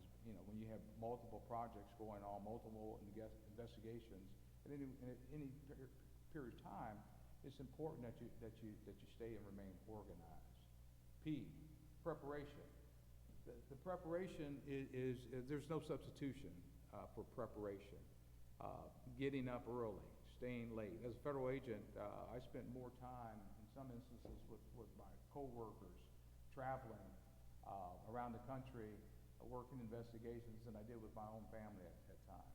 So preparation is key, and no success. M, we heard it earlier, mistakes. You're going to make mistakes. Anybody in here made mistakes? Well, guess what? You're going to continue to make mistakes, but you can't make the same mistakes. You have to learn from those mistakes. Document those mistakes in your journal that we talked about. N, networking. Out of all the different law enforcement agencies that you see here that I worked with, I met people from all over the country. In some cases, people from other countries. I make sure that I kept everybody's business card, and you just never knew. I never knew when I would have a need to reach out to somebody and say, hey, this is a problem that I'm having, or this is an investigation that you guys might be interested in. And so networking is key. Or maybe you're looking for a new job or a promotion. So that networking aspect of it is critical. What's after N? O and P. Where we at? Q. Questions. We had speakers out here earlier. As when you're working with your mentors, it's important that you ask questions. If you knew everything when you're hired on your job, nobody expects you to come into your new job and you have all the answers. Make sure when you don't know something, you take the initiative to seek out what you're attempting to learn or need to know, but you ask questions. And that way you can that will help minimize some of the mistakes that you have when you're not sure about something. Q. R. Oh, this was a big one. A reputation. Listen, let me tell you something. Over the 30 plus years that I've worked in federal law enforcement, that's one of the biggest things that I hear people talk about all the time. It's a very small community when you start talking about federal law enforcement or any organization in many cases when you're working in a certain part of the country. And your reputation is everything. If you have a bad reputation, as soon as your name is mentioned, somebody's going to say, hey man, be careful with that guy. Be careful with that person. But when you have a great reputation and you go to the U.S. Attorney's Office and they say, hey, Steve Borders with the Department of Justice is out there, needs 5 minutes of your time to pitch a case. Hey, let Steve in, because they know Steve does good quality work. So your reputation is key. And I say this to young people often too, the social media. Be careful what you put out there, because that's the same information that's going to be used sometimes whether or not to hire you or give you an opportunity. Where we at? S. How about setbacks? We talked to the business owners that were here on the stage earlier. Setbacks, one of the motivational speakers that I listened to, a gentleman by the name of Willie Jolly, talks about setbacks are nothing more than setups for comebacks. There will be setbacks in your career, but with Myrna, Perez, talked about, hey, you can't go in the towel and just quit. Take those setbacks, learn from them, grow from them, embrace them. T, time management. Listen, we all have 24 hours in a day. If you're spending 8 hours, 10 hours on TikTok or going watching YouTube videos, I'm guilty of it myself. But if you're spending that time going down that YouTube rabbit hole, you're wasting time. You could be using that to improve your skills, your leadership qualities, gain that, embrace your, enhance your knowledge of whatever career you choose. So use your time wisely. V, vision. It's you. I'm sorry, unique. In the back of my mind, it still plays with my mentor with the National Park Service told me. He says, hey man, use that unique, find that unique skill that you have, be better than anybody else at it. And we all have some type of unique quality and skill about us.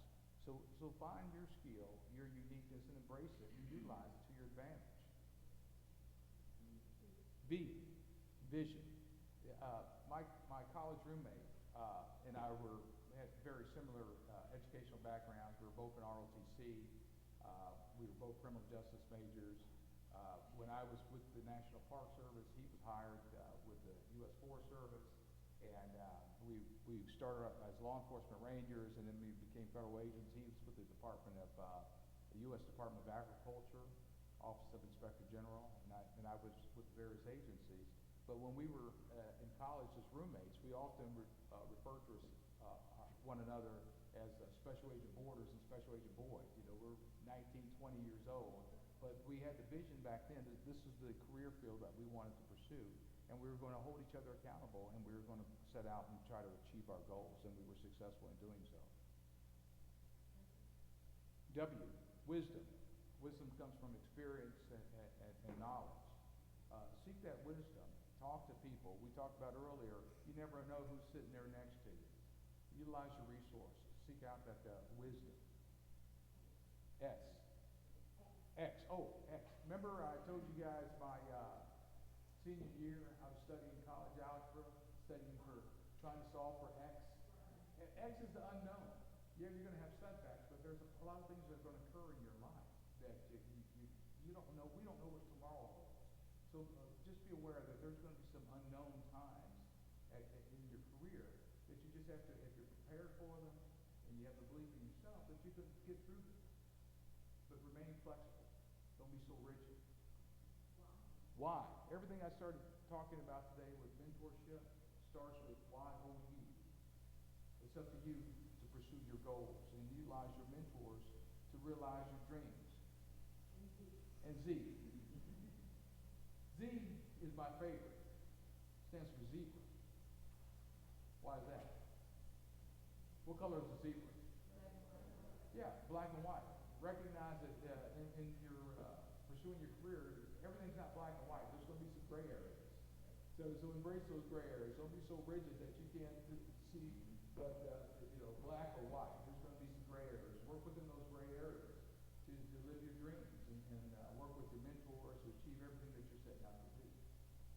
And then you take those little tips that I just talked about, come up with your own alphabet checklist, and hold yourself accountable. And remember the last the 10 most important two-letter words. If it is to be, it's up to me. Thank you very much.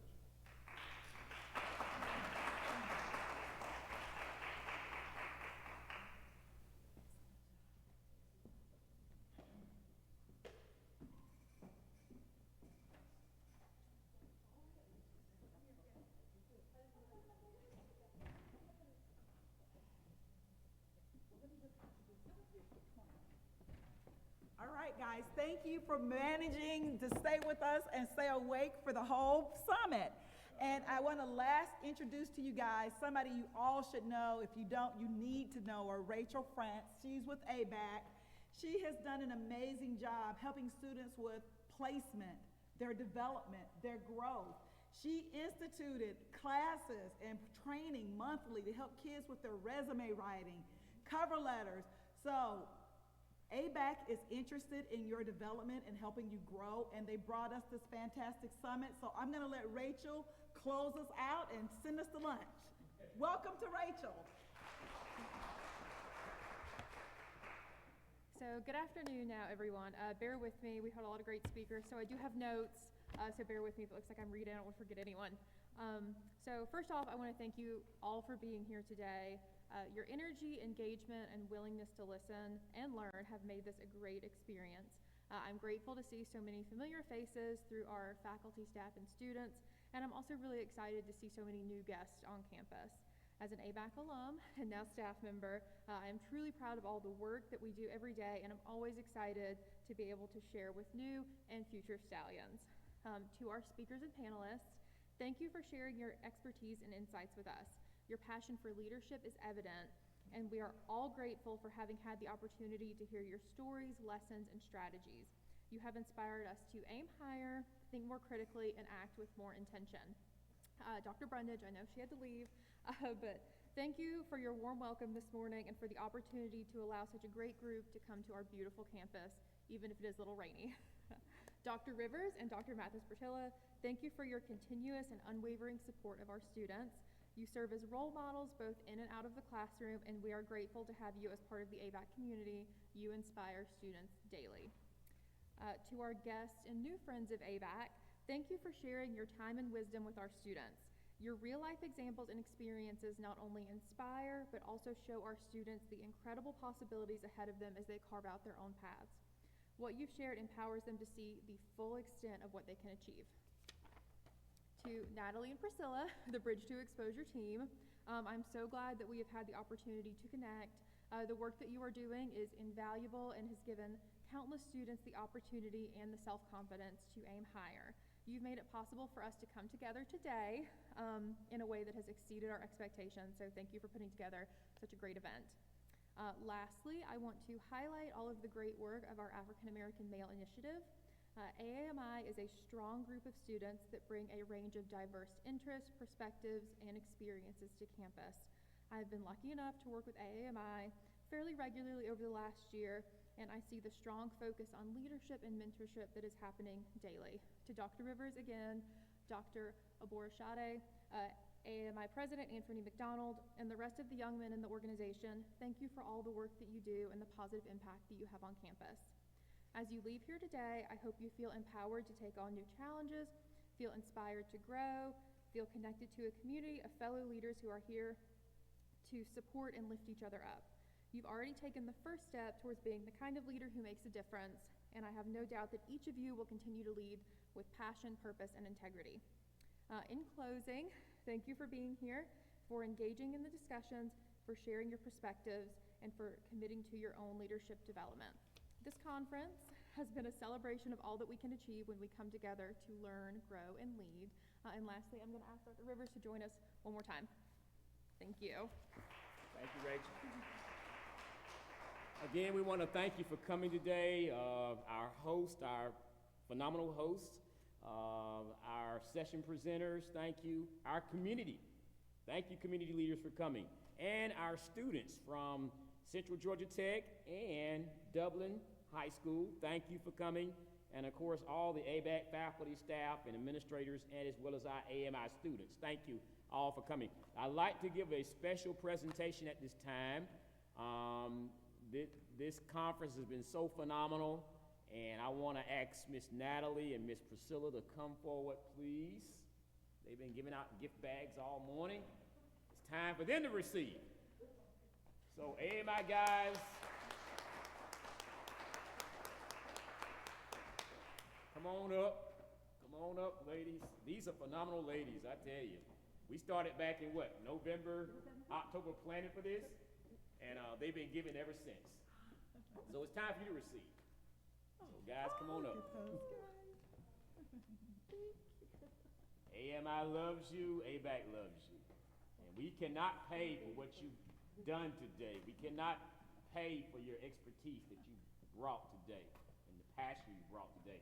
Just a token of our love. Oh, thank you so much. We love you, we thank you Thank you so much. for all that you do. And we hope to have you back sometime.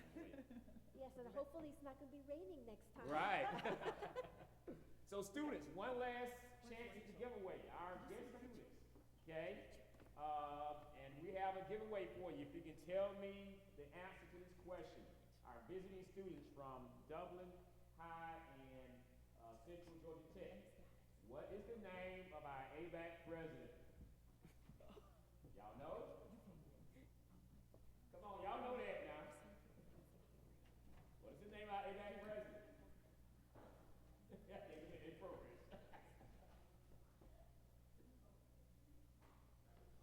Yeah, Dr. Grundy. Okay, all right. Come on, I got something for you. So are you good? So as we close out, I hope everybody can hear me, but as we close out, we just wanted to share with some information. As you know, we have a signature conference every year. Our last conference last year was in Cordele. This year it will be at the Marriott Hotel in Macon. So for everybody who registered today, we have your email address, and we'll make sure that you'll get information about our upcoming conferences. And as you know, that's a day-long conference. We make sure we give, it hits our trifecta, where we provide you information on financial literacy, which will be partnered with Edward Jones, has agreed to present regarding financial literacy. We also have the health fair with people concentrating on mental and physical health. And lastly, we have career preparedness, where we concentrate on resume building, interview techniques, and as well as making sure you guys understand everything that you need to get your foot in the door in terms of getting a job and transferring to careers. But look for some information for everybody who registered today.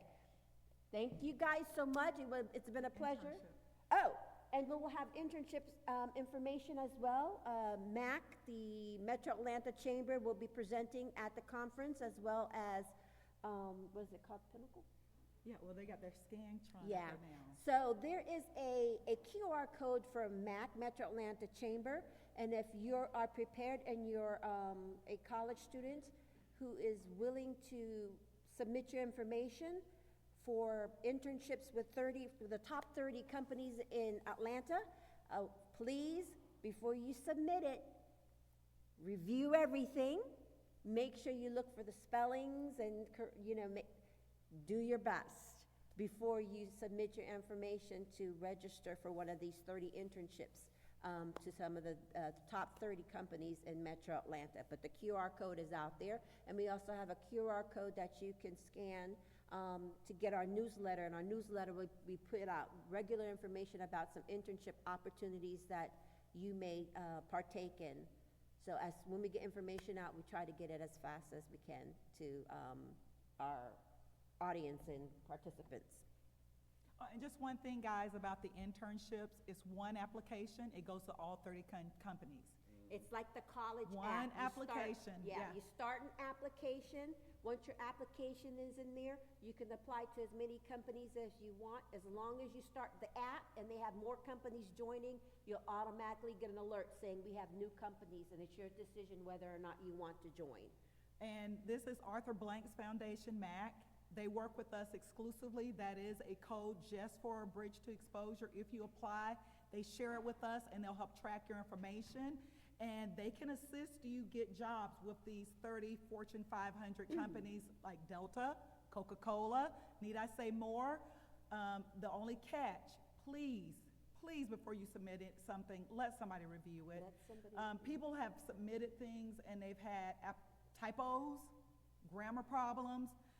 You're not going to get a job with a Fortune 500 company if you do that. So this is what I say about partnership. I started off by saying, look to the people that are in this room. They will help you. Let somebody look at your documents before you submit anything. And if you need us to look at it, we'll look at it too. But thanks.